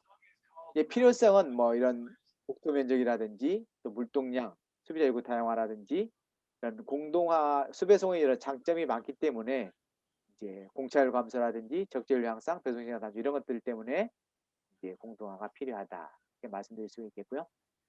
장점은 물류비 절감이라든지 서비스 향상, 수배송 효율 향상, 생산성 증가 이런 것들이 있고요. 그다음에 단점으로서는 당사자 간 이해가 불일치할 수 있고 영업기밀도 줄어들 수 있다. 또 시장 수요, 수송 수요의 세분화라든지 개성화 이런 것들이 안 될 수 있다. 또 리더와 조정자를 지속적으로 확보하는 데 이제 문제가 있을 수가 있겠고 또 기존 물류 업체와의 어떤 관계가 때문에 제대로 이런 공동 수배송을 하기 어려운 이런 경우가 있을 수가 있다. 이렇게 말씀드릴 수 있겠습니다. 자, 장단점과 전제 조건에 관한 문제를 잠깐 보도록 하겠습니다. 공동 수배송에 관한 설명으로 옳은 것은 화물의 보관 집합까지 공동화하는 것을 공동 납품 대행이다. 맞는 것이고요. 크로스도킹은 하나의 차량에 여러 화주 화물을 혼자 하는 것이다. 틀린 것이죠. 그 다음에 참여 기업은 물류비 절감 효과를 기대할 수 있다. 맞는 얘기가 되겠고요. 그다음에 소량 다민도 화물의 운송료가 감소함에 따라 그 필요성이 지속적으로 감소하고 있다. 증가하고 있습니다. 노선 지파형 이런 공동하는 것이다. 이 공동납품 대행형이 이런 백화점이나 한점에서 하는 이런 형태라고 말씀드릴 수가 있겠고요. 정답은 3번이 되겠습니다. 공동 수배송 시스템의 구축을 위한 전제 조건이 아닌 것은 표준화, 유사한 배송 조건, 그다음에 적합한 품목 존재, 일정 구역 내 배송 지역이 분포된다. 이건 맞는 얘기고요. 그다음에 서비스 차별화 유지는 어렵습니다. 공동 수배송 시스템엔 어떤 균일화, 표준화가 되기 때문에 이런 것들은 이루어지기 어렵다. 공동 수배송의 도입 효과를 옳지 않은 것, 대형할 적재율 향상이 가능하고 운임 부담을 경감할 수 있고 교통 혼잡 완화와 차량 감소 효과가 있고 물류센터 창구원의 정보 시스템 효율적 사용이 가능하다. 그다음에 동일 지역에서의 중복 교차 배송은 감소하지만 공차율은 증가한다. 공차율도 감소하는 거죠. 정답은 5번이 되겠습니다. 다음은 소화물 일관 운송입니다. 좀 더 빨리 진행하겠습니다. 소화물 일관 운송은 쉽게 말씀드리면 택배 운송이나 마찬가지인데요. 예, 이용자 측면에서는 소량 화물을 안전하게, 신속하게, 문전까지 편리하게, 확실하게 운송할 수 있는 그런 측면이 있고 특징으로서는 장치 산업입니다. 많은 터미널과 운송 장비가 필요하고 여러 집배송 조직과 같은 네트워크가 구축이 돼야 된다. 또 정보 시스템에 의해서 이런 실시간 이런 정보 업데이트가 이루어져야 된다. 그다음에 노동 집약적인 산업이다. 집화와 배달, 분류 작업 등의 많은 인력이 필요하다.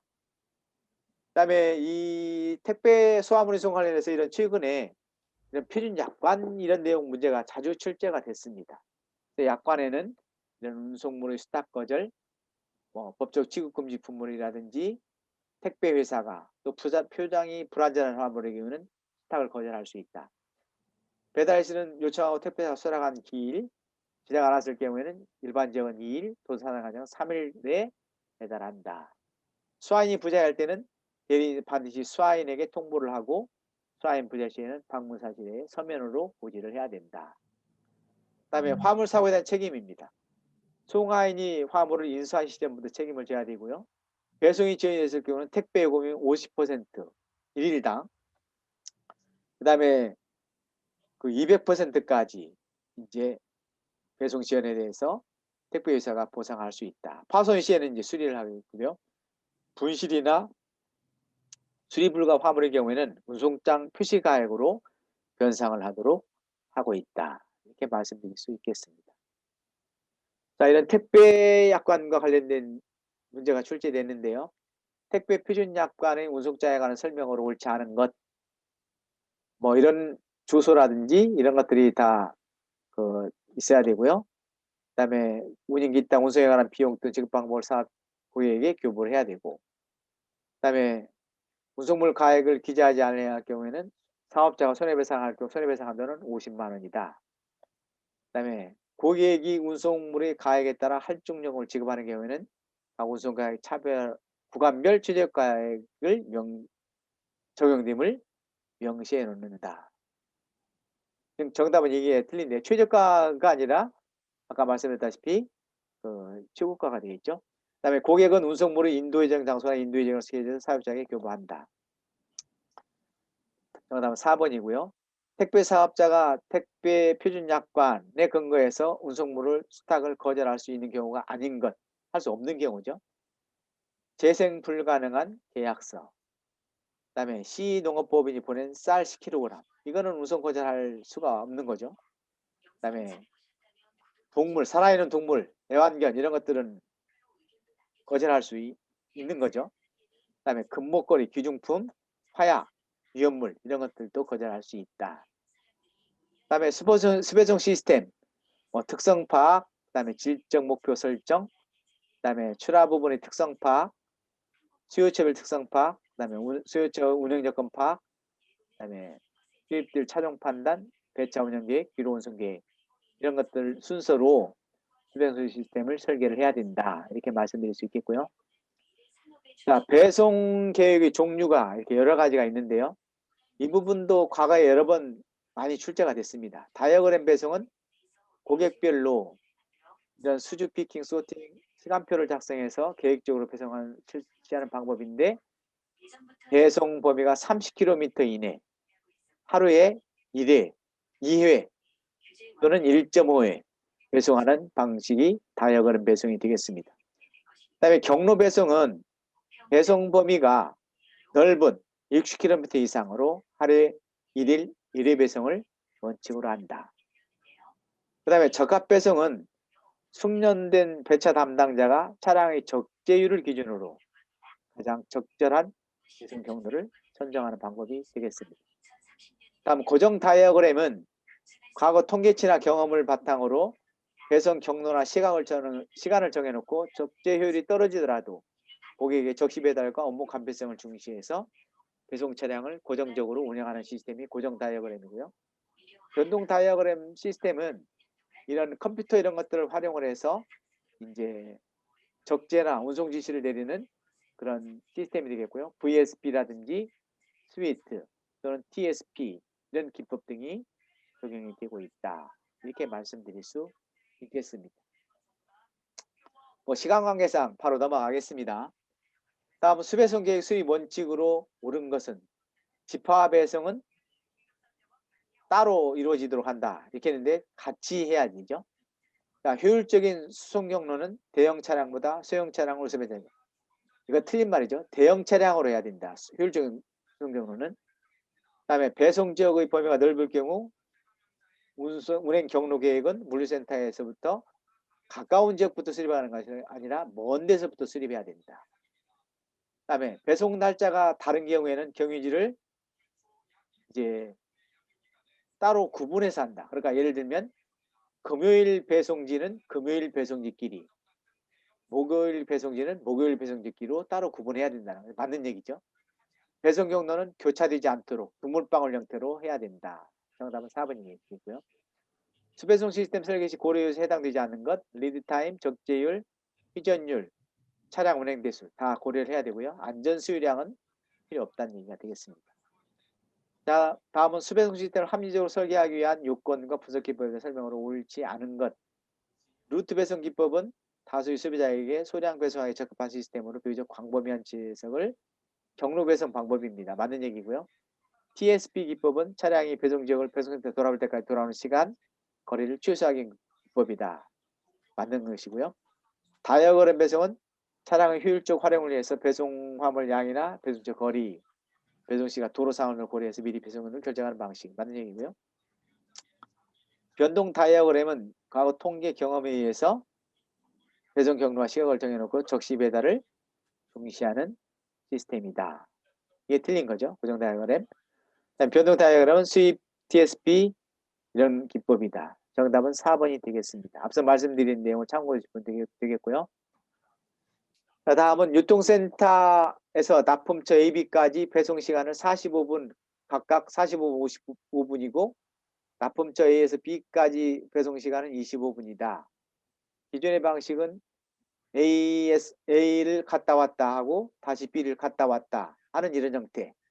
그림에서 보시면 과거에는 유통센터에서 A 왔다 갔다 B 왔다 갔다 이렇게 했는데 새로운 방식으로는 A로 갔다가 B로 가서 이렇게 돌아오는 이런 방식으로 이제 하겠다 이런 얘기가 되겠습니다.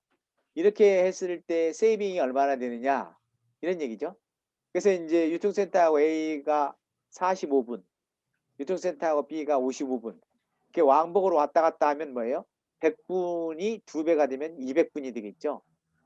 이제 왕복으로 왔다 갔다 하면 200분이 소요가 되는데 이렇게 이제 A로 갔다가 A에서 B로 가서 B에서 다시 이렇게 돌아오게 되면 45분, 25분, 55분 이렇게 해서 125분이 소요됩니다. 그래서 이게 세이빙 기법인데 그러면 200분에서 125분을 빼면 75분, 1시간 15분이 전략이 된다, 세이빙이 된다 이렇게 말씀드릴 수 있겠습니다. 그 다음에 배송 방법에 관한 설명으로 옳지 않은 것 다이어그램 배송 배송지에 도착 시간을 고정시키지 않고 고정시키고예요. 동일 경로와 시간으로 배송하는 방법. 정답은 1번인데요. 배송처에 대한 도착 출발 시간을 고정시켜서 나머지는 전부 다 맞는 얘기가 되겠습니다. 다음에 계산 문제인데요. 이 지난번에도 말씀을 드렸습니다. 북서 코너법입니다. 북서 코너법은 요쪽이 북서 이 테이블 중에서 요쪽이 북서 코너잖아요. 그래서 요쪽으로 이제 먼저 물량을 배분하는 방식이 되겠습니다. 물량을 배분하는 방식은 요 X의 요 칸에 먼저 물량을 배분하기 위해서는 요 칸과 해당이 되는 제일 끝부분 그리고 요 아래 끝부분 요 두 가지 50과 100을 비교를 해서 작은 숫자를 여기 집어넣는 거죠. 그래서 요 XA는 50을 집어넣게 되는 것이고요. 그러면 여기서 50을 빼서 여기는 0이 되고 여기는 50을 빼서 이 50이 남습니다. 요거를 계산을 해야 돼요, 여러분들이. 그래서 이렇게 0이 된 부분은 다음에 옆으로는 물량을 배정을 못 하는 거고 여기 50이 지금 남아 있다고 돼 있으니까 요 밑으로 이제 또 배정을 하게 됩니다. 그래서 처음에 여기 50을 배정하고 여기 50을 빼서 50을 남아서 50 배정 남은 것을 여기에 50을 배정하게 되죠. 그러면 여기서 50을 또 빼면 여기 0이 되고 여기도 다시 50을 빼면 90에서 50 빼면 여기 40이 남습니다. 그러면 여기는 0이 됐기 때문에 여 밑으로는 못 오고 이제 옆으로 가는 거죠. 그러면 여기 아까 40이 남았다고 했으니까 여기 40을 배정하고 80에서 40을 빼면 40이 남고 여기는 0이 되죠. 그러면 옆으로는 못 가고 다시 밑으로 40이 나왔으면 여기 40 하고 0이 되고 160에서 40을 빼면 120이 남습니다. 그죠? 예. 이렇게 차례로 배정해 나가는 방식이 북서 코너법이다. 자, 다음은 취소 비용법은 여기 이제 북서 코너법은 이쪽부터 집어넣는 것이고 취소 비용법은 이 괄호 안에 있는 것이 괄호 안에 있는 비용이 발생한다는 건데 이 비용 중에서 가장 작은 데에 제일 먼저 물량을 할당하는 거예요. 이 전체 중에서는 7이 지금 제일 비용이 작잖아요. 그러니까 여기 50과 90을 비교를 해서 제일 작은 50을 여기 넣습니다. 여기 물량을 배정했으면 여기 50을 빼고 여기 50을 빼면 40이 남습니다. 그죠? 자, 그 다음에는 7 다음에 비용이 작은 거는 8인데 요 밑으로는 물량을 배정할 수가 없죠. 이미 0이 되기 때문에. 그죠? 그 다음에 8보다 작은 비용은 9가 있죠. 여기 9인데 여기는 아까 50을 빼니까 40이 남았죠. 그럼 여기에 40을 배정할 수가 있습니다. 그러면 여기는 0이 되고요. 70에서 40 빼면 30이 남죠. 예. 그다음에 9 다음에 작은 비용이 10이 여기 돼 있고 여기 돼 있고 여기 돼 있고 세 군데 있습니다. 그럼 저는 여기다 먼저 배정을 하겠습니다. 30을 넣겠습니다.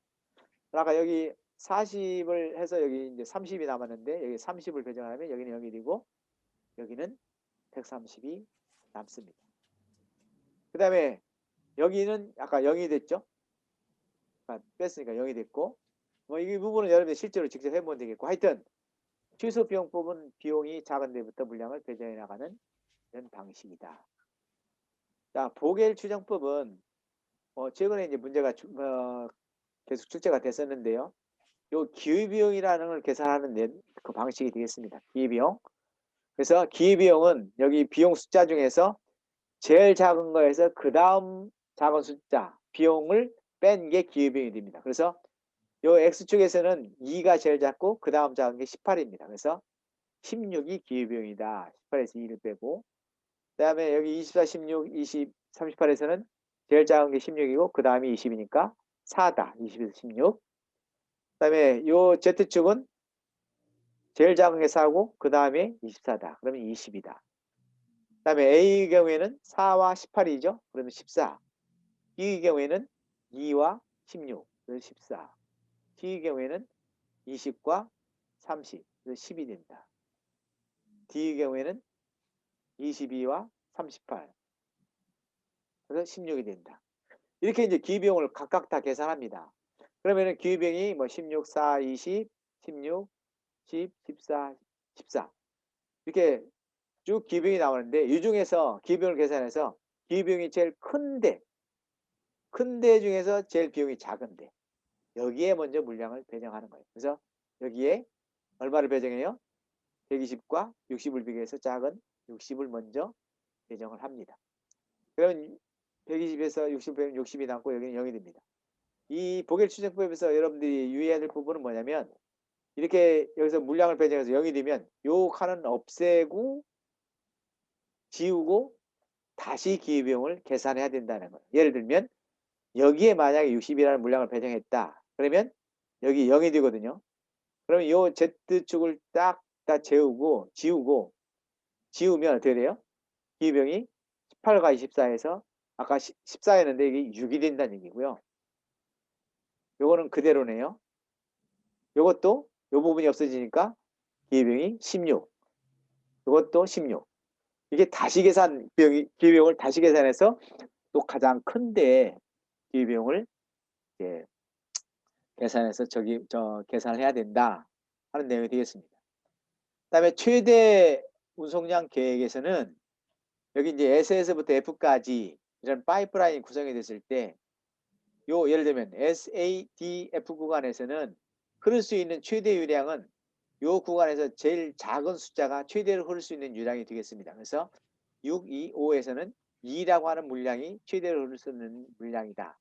이것도 마찬가지로 6에서 2를 빼서 4, 여기 2에서 2 빼서 0, 5에서 2 빼면 3. 이렇게 이제 각 구간별로 이제 흐르는 물량을 이제 계산해서 0으로 만들고 여기 0이 되는 게는 AD 구간은 다음에는 물량이 흐를 수 없다. 이렇게 해서 각 구간별로 전부 다 따로따로 계산해서 최대 흐를 수 있는 물량이 얼마인지를 계산하는 이런 방식이 되겠습니다.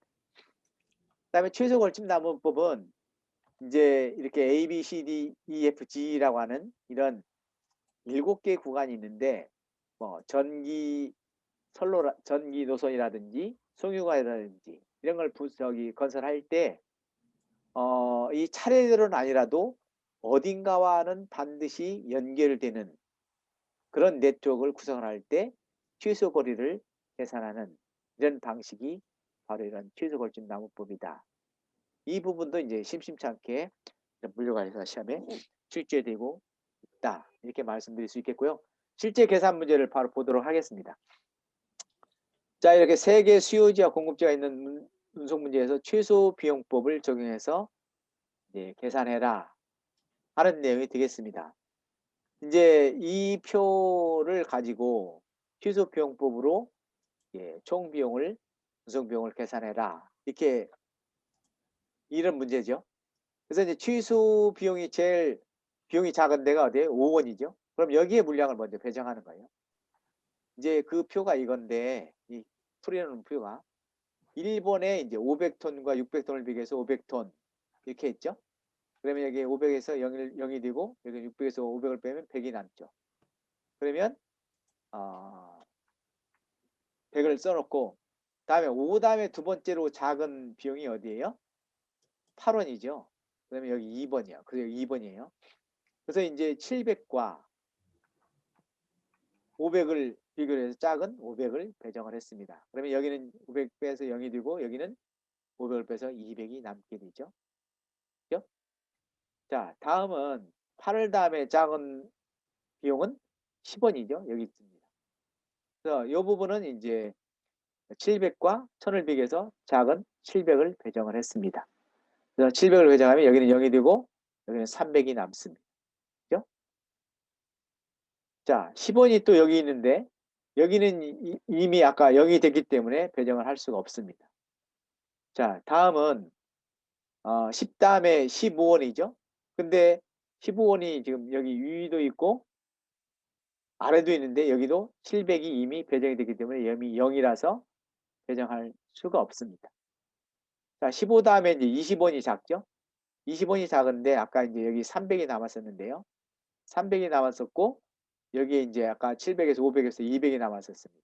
그러면 300과 200을 비교해서 작은 200을 배정하고 또 나머지 100을 여기에다가 배정하면 취소 비용법에 의한 그 배정이 끝났고요.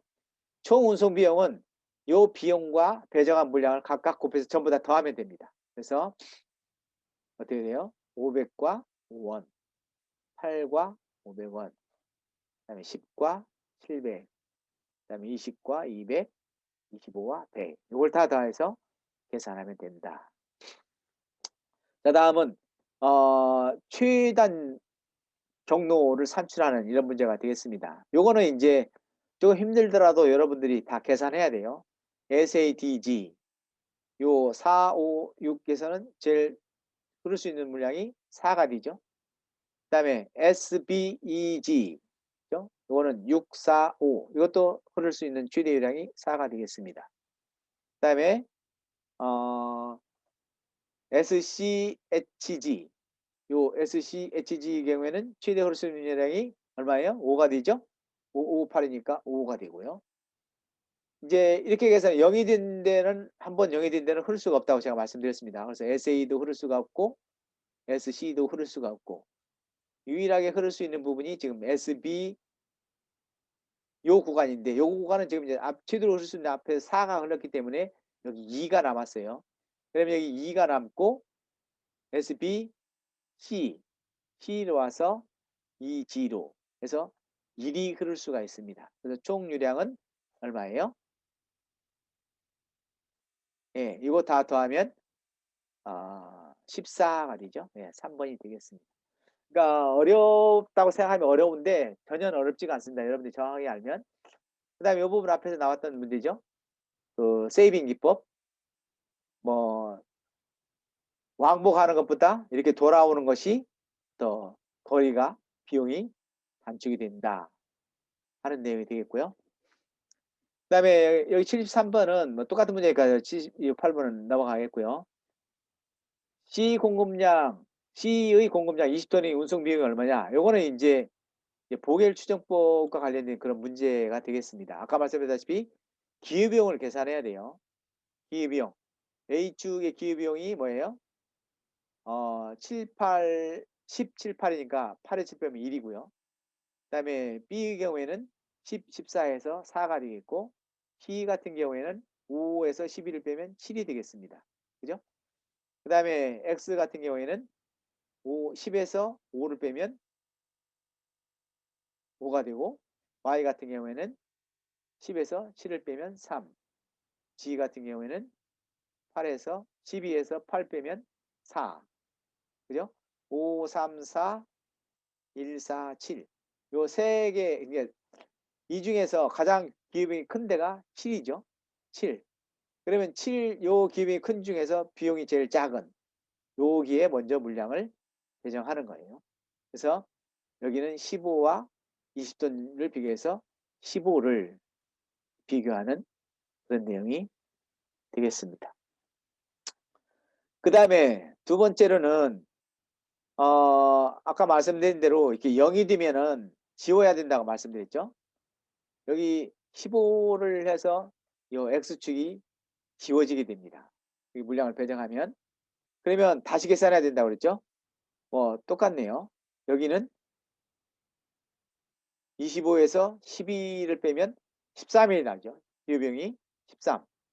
뭐 다른 부분은 그냥 그대로 있고요. 그래서 여기 13이 기회비용이 가장 크기 때문에 작은 여기에 물량을 배정을 해야 된다. 이렇게 말씀드릴 수 있겠습니다. 그죠? 그래서 이런 형태로 이제 여기에 물량을 얼마를 배정하면 이 아까 이제 20톤에서 15톤을 빼면 5톤이 남았었죠? 5톤. 그러면 여기 5와 15톤을 비교해서 5톤을 배정을 하게 되겠습니다.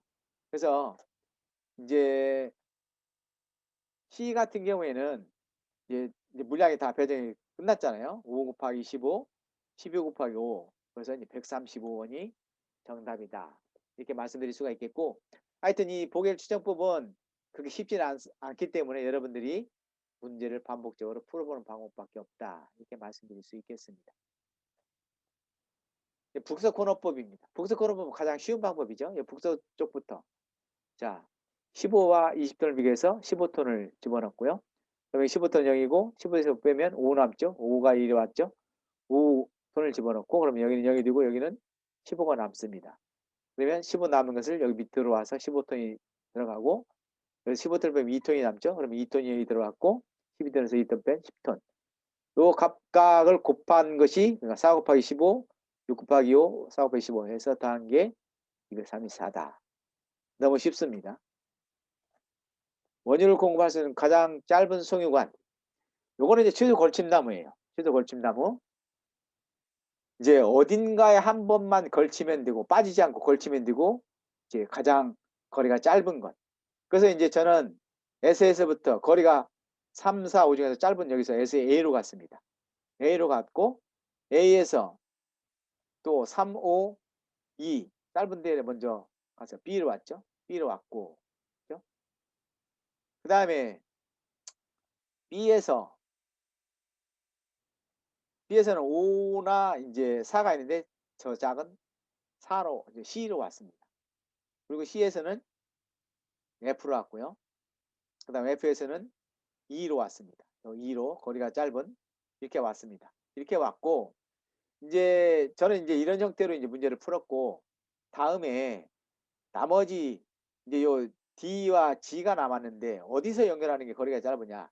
F에서 거리 연결하는 게 거리가 짧은지 아니면 A에서 D로 연결하고 D에서 G로 연결하는 이 방법을 검토를 해가지고 거리가 제일 짧은 그래서 저는 이제 아까 말씀드린 대로 짧은 거리가 짧은 단위 순서로 먼저 찾아갔고 이제 남은 요 점은 다른 점에서 출발해서 더 짧은 거리로 이렇게 추적을 해서 이제 이 최소 걸침나무 거리를 계산했다. 그래서 요 각각 구간의 거리를 이렇게 따로 계산 빨간 글씨로 계산하면 총 20km다. 이렇게 말씀드릴 수 있겠습니다.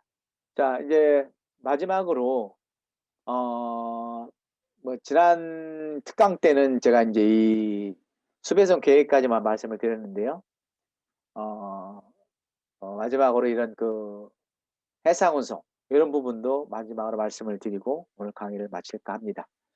선박 종류는 상선은 여객선과 화물선이 있고 화물선에는 건화물선과 또 탱커 이렇게 크게 이제 구분할 수가 있다. 이렇게 말씀드릴 수 있겠습니다. 건화물선은 일반 화물선, 전용선, 겸용선, 특수선 이런 것들이 있고요. 그다음에 일반 화물선은 전기선과 부전기선으로 구분할 수가 있다.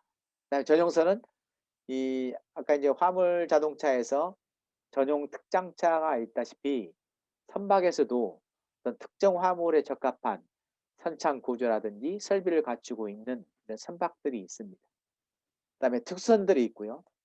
그다음에 탱커 같은 경우는 원유 또는 케미칼, LPG 또는 LNG 이런 것들을 운송하는 이런 선박들이 있다. 이렇게 말씀드릴 수 있겠습니다. 이거는 선박들의 종류인데 간단히 보고 넘어가도록 하겠습니다.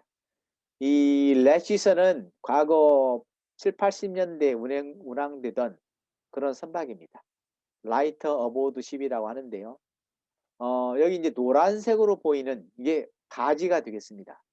약 한 300에서 500톤 정도 되는 바지인데 이 래시선은 이제 저런 강 하구에 있는 이런 항만에서 이제 이런 대형 선박들은 강 상류까지 올라가기 어렵기 때문에 이 바지 어떤 화물을 실을 수 있는 바지를 실을 수 있는 이런 선박이에요. 그래서 이 래시선이라고 하는 것은 이런 대형 크레인이 설치가 돼 있고 이 300에서 500톤을 적재할 수 있는 이런 바지를 싣고 내릴 수 있는 이런 크레인이 장착된 대형 이런 바지선이다. 이렇게 이해를 하시면 되겠고요. 그래서 이런 크레인으로 대형 바지를 이렇게 바다에 띄우고 이 바지를 저런 터그보트와 같은 이런 선박을 이용해서 강 상류 이런 데에 저런 곡물이라든지 석탄 이런 것들을 싣고 하구로 와서 레시선으로 다시 바지를 싣고 다른 목적지까지 가는 이런 선박이 바로 이런 레시선이다. 이렇게 말씀드릴 수 있겠습니다. 다음에 여기 일반 화물선인데요. 제너럴 카고십인데 이 일반 화물선의 특징은 뭐냐면 이 선박 내에 이렇게 크레인이 전부 설치가 되어 있어요. 그래서 크레인이 설치가 되어 있기 때문에 이런 육상에서 어떤 전용 하역 장비가 없더라도 이 본선에 있는 크레인을 가지고 이 화물을 싣거나 내릴 수 있는 이런 장비를 갖추고 있는 선박을 일반 화물선이다. 그다음에 이거는 오늘날 그 선박 대여가 이루어지고 있는 컨테이너선. 그다음에 이거는 벌크선이죠. 이 석탄, 양곡, 사료 또는 그 철광석과 같은 이런 화물을 싣고 다니는 이런 선박을 벌크선이다. 이렇게 얘기를 하고 있죠. 그다음에 이거는 냉동 화물을 싣고 다니는 냉동 냉장선. 이거는 이제 로로선이라고 하죠. 롤런, 롤업. 화물 자동차 이런 것들을 이제 바퀴 램프를 타고 이 선박으로 싣고 내리는 이런 형태가 되겠고요. 탱커입니다. 액체 화물을 싣고 다니는. 그다음에 요거는 이제 자동차 전용선. 저는 울산이라든지 평택이라든지 이런 데 가면 볼 수가 있는데요. 이제 승용차를 싣고 다니는, 그래서 뭐 자동차 전용선 같은 6,000대 이상 자동차를 싣고 다니는 이런 선박이다. 다음에 이제 여기 LNG선이 있죠. liquefied natural gas를 이제 액화시켜서 마이너스 160도로 액화시켜서 싣고 다니는. 그다음에 이 FPS선은 일종의 이제 시추선인데 floating production storage and offloading ship이라고 해서 이제 이런 고부가가치 선박이 되겠습니다. 그래서 LNG나 또는 원유 이런 것들을 채굴을 하고 여기 보관했다가 선박들이 오면 이제 하역해주는 그런 선박이다.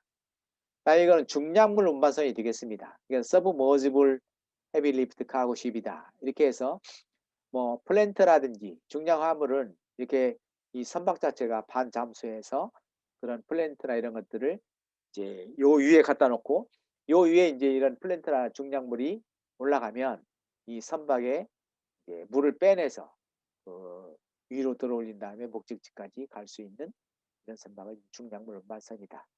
요거는 뭐 여러분들이 하나의 꿈으로 가지고 있을 이런 크루즈선이 되겠습니다. 크루즈선. 네. 뭐 승무원도 뭐 3-4천 명, 그다음에 약 15만 톤 이상이 되는 또 총 그 여객도 한 뭐 5-6천 명 되는 이런 그 호화 유람선이 되겠죠. 그다음에 이 전기선과 부전기선의 이제 비교인데요. 전기선 같은 경우에는 전기 항로에 완제품이나 반제품, 고가 화물, 주로 이제 컨테이너를 운송하라고 있고요. 정해진 일정, 기간, 항로, 운임 이런 것들이 공표된 대로 운항되는 선박이 되겠습니다. 또 해운동맹, 라이너 컨퍼런스 이런 것들이 과거에는 있었고 지금은 없다 이렇게 말씀드릴 수 있겠고요. 이에 비해서 부정기에서는 전 세계 어디나 갈 수 있고 화주가 요구하는 시기와 항로에 따라서 특정 화물을 싣고 운송하는 이런 형태가 되겠습니다. 그다음에 전 세계적으로 이런 해운 시황 수요 공급에 따라서 운임이 결정되고요. 운임이 비교적 저렴하다. 이렇게 말씀드릴 수 있겠습니다. 그다음에 이 전기선 같은 경우에는 선화증권, 이 부정기선 같은 경우에는 차타파티나 운용선 계약서 이런 것들을 활용을 한다. 그리고 전기선의 특징은 뭐냐면 대규모 조직, 영업부 직원이 필요하고 이 부정기선 같은 경우에는 소규모 조직으로 브로커가 중요한 역할을 담당하고 있다. 이렇게 말씀드릴 수 있겠습니다. 자, 문제를 보도록 하겠습니다. 뭐 시간이 다 돼서 뭐 몇 개만 하고 오늘 수업을 마치도록 하겠습니다.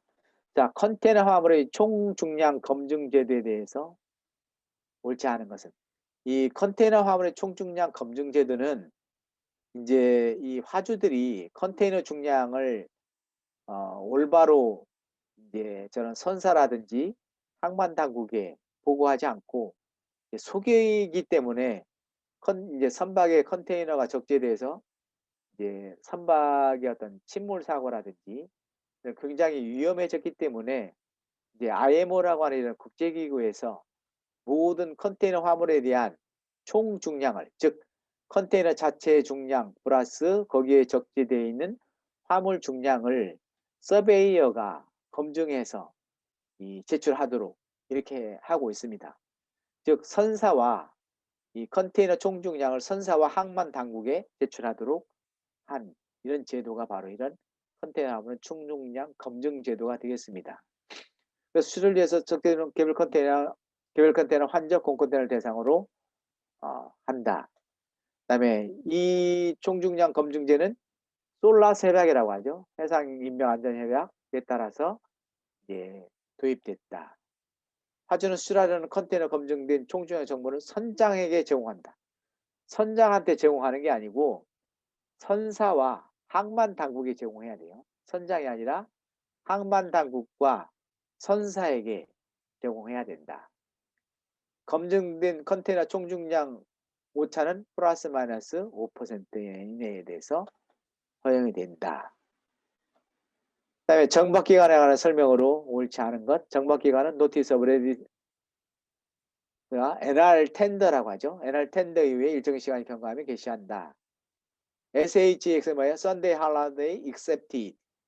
일요일과 공휴일은 뺀다. 이런 얘기죠.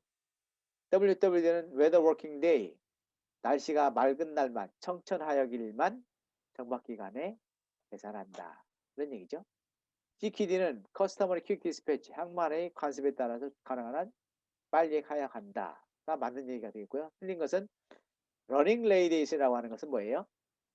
Running Radius는 불가항력이든 눈이 오든 뭐 파업이 있든 상관없이 이 작업을 시작하면 끝나는 시간까지 모두 다 정박기간으로 계산하는, 그러니까 용선자한테는 가장 불리한 방식이 러닝 레이데이스다. 이렇게 말씀드릴 수 있겠고요. 그다음에 선적 시 양항을 복수로 선정하고 양항 도착 전에 최종 양항을 지정하는 경우 발생하는 비용은 양항 선택 할증료다. 이렇게 말씀드릴 수 있겠고요. 그다음에 용선 계약 시 묵시적 확약의 건이 아닌 것은 정답은 1번인데요. 휴항이네요. 이거는 용선 계약할 때 필요 없는 거고, 그다음에 신속한 항해라든지, 그다음에 부당한 이로. 이로는 그 정해진 항로를 따라서 항해하지 않고 옆길로 새는 것을 이제 이루라고 하죠. 그다음에 위험물의 미적재. 그다음에 내항성 있는 선박. 내항성이라고 하는 것은 가망성이라고도 하는데 선박이 안전하게 항해할 수 있는 그런 능력을 의미하는 거죠. 그래서 안전하게 항해할 수 있는 이런 선박을 제공하는 것은 용선 계약할 때 묵시적인 사항이다. 휴항의 내용은 해당이 되지 않는다. 그다음에 운송주선인 포워더의 기능입니다. 포워의 기능은 뭐예요? 복합운송의 전 운송관의 책임을 지지만 구별 계약, 직접 계약을 체결하지 않는다. 틀린 거죠. 운송주선은 혼재 운송보다 단일 화주의 FCL을 한다. 취급한다. 아니죠. 여러 화주의 LCL 화물을 취급하는 거죠. 운송주선은 화주를 대신해서 운송회가 운송계약을 체결하고 운송에 따른 보험물을 대리하지 않는다. 대리할 수 있는 거죠. 운송주선이 작성하는 서류는 선화증권 화물송장. 아니죠. 운송이 작성하는 서류는 선화증권이나 항공화물 운송장은 선사나 항공사가 발행하는 거죠. 그죠? 운송주선은 화주를 대신해서 수출화물의 통관 전체를 대행할 수 있지만 국가에 따라서는 관세사 등 통관 허가를 받은 자만이 할 수 있다. 정답은 5번이 되겠습니다. 다음에 설명하는 해상운송 형태는 뭐예요? 선박 임대차 계약으로 용선자가 일시적으로 선주 지위를 취득한다. 선용품, 연료 등 선박을 공급하고 선장, 승무원을 고용한다. 이 정도만 나오면 이거는 베어보트 차트합니다. 나용선이죠. 그러니까 나용선은 보통 10년 이상 일종의 리스라고 보시면 됩니다. 선박 리스. 장기간 선박을 리스해서 자기가 소유권만 가지고 있지 않지 선장이라든지 또 선박의 운항 모든 부분을 자기가 일정 기간 동안 관장하는 것을 나용선 베어보트 차트다. 이렇게 말씀드릴 수 있겠습니다. 다음은 선박의 종류를 옳지 않은 것. 레시선 아까 말씀드렸죠. 바지에 화물을 적재한 채로 본선에 싣고 내리는 선박이다. 아까 말씀드렸어요. 그다음에 전용선은 특정 화물이 적재 운송에 적합한 설비와 구조를 가진 선박이다. 맞는 것이고요. 로로선은 램프를 따라서 그 자동차가 올라가고 내려올 수 있는 선박이다. 맞는 것이고요. 탱커는 이런 액체 화물을 운송하는 선박이다. 맞는 것이고요. 자, 겸용선은 이제 유류라든지 이런 벌크 화물, 알갱이 화물을 갈 때 올 때 실을 수 있는 이런 화물이에요. 이런 선박이에요. 그래서 정답은 5번인데 겸용선은 부선에 적재된 화물을 부선에 설치된 크레인으로 이게 아니고 갈 때는 액체 화물, 올 때는 저런 석탄이나 광석과 같은 이런 벌크 화물을 실을 수 있는, 그래서 정답은 5번이 되겠습니다. 그다음에 선화증권에 관한 함부르크 규칙의 주요 내용으로 옳지 않은 것. 선박의 가방 능력 담보에 관한 주의 의무 규정을 삭제했다. 맞는 것이고요. 화재 면책 폐지 및 운송인 책임 한도액을 인상했다. 맞는 얘기고요. 되겠고요. 그다음에 항해 과실 면책 조항 신설. 정답은 3번인데요. 이 계속해서 이런 새로운 규칙이 나옴에 따라서 이런 운송인의 그런 어떤 책임, 뭐 한도 이런 것들을 계속 강화시키는 방향으로 이런 규칙이 제정이 되고 있습니다. 그래서 이런 면책 조항을 신설했다. 오히려 면책 조항을 없애고 더 강화했다. 이런 내용들이 2번과 3번은 반대되는 내용이 되겠습니다. 그래서 2번이 맞고 3번이 틀린 거예요. 면책 조항을 신설한 게 아니라 면책 조항을 없애버린 거죠. 면책 카탈로그를 폐지를 했다. 또 지연 손해에 대해서 책임을 더 묻고 있다. 이런 내용이 되겠습니다. 자, 요 페이지까지만 하겠습니다. 시간 관계상. 해상 운임에 관한 설명을 옳지 않은 것. 디스크리미네이션 레이트는 화물, 장소, 화주에 따라 차별적으로 부과하는 운임이다. 맞는 얘기죠. 프레이트 컬렉트는 무역 조건이 CFR 계약이나 CIF 계약으로 체결되는 경우에 적용되는 운임이다. 이 프레이트 컬렉트는 뭐예요? 후불운임이라는 얘기죠. 굳이 후불운임이라는 얘기잖아요. 그래서 후불운임 조건은 CFR이나 CIF 계약으로 체결되는 운임이라고 볼 수가 없는 거죠. CIF 같은 경우는 어떻게 돼요? 화주가 미리 수출화주가 운임을 계산하는. 그래서 정답은 2번이고요. 그다음에 옵셔널 서치하지는 양형을 정하지 않은 상태에서 도중에 양형이 정해지는 경우 부과되는 할증운임이다. 맞는 것이고요. THC는 화물이 CI에 입고된 순간부터 본선의 선측까지 또 본선의 선측에서 CI 게이트가 통과할 때까지 비용을 나타낸다. 그다음에 컨제스천 차지는 도착한 항만이 혼잡할 때 부과되는 할증운임이다. 맞는 얘기고요. 정답은 2번이 되겠습니다. 자, 혼재 서비스 형태네요. 수입자는 한 사람이지만 같은 국가 상품의 공급자가 다수인 경우 수출국에 있는 포워드를 지정해서 운송 업무를 전담하도록 한다. 그죠? 그러니까 수출 화주, 소량 수출 화주는 많고 수입 화주는 하나다. 그러니까 CFS2 CY다. 이런 얘기죠. 한 포워드가 수입자로부터 위탁을 받아 다수 수출자로 화물을 집하해서 컨테이너 혼자한 후 수입자에게 운송하는 방식이다. 그죠? 수입 화물은 소량이고 여러 수입자로부터 수입이 이루어지는 것이다. 그래서 좀 전에 말씀드린 대로 CFS2 CY 형태다. 이런 형태는 바이어스 컨솔이라고 하죠.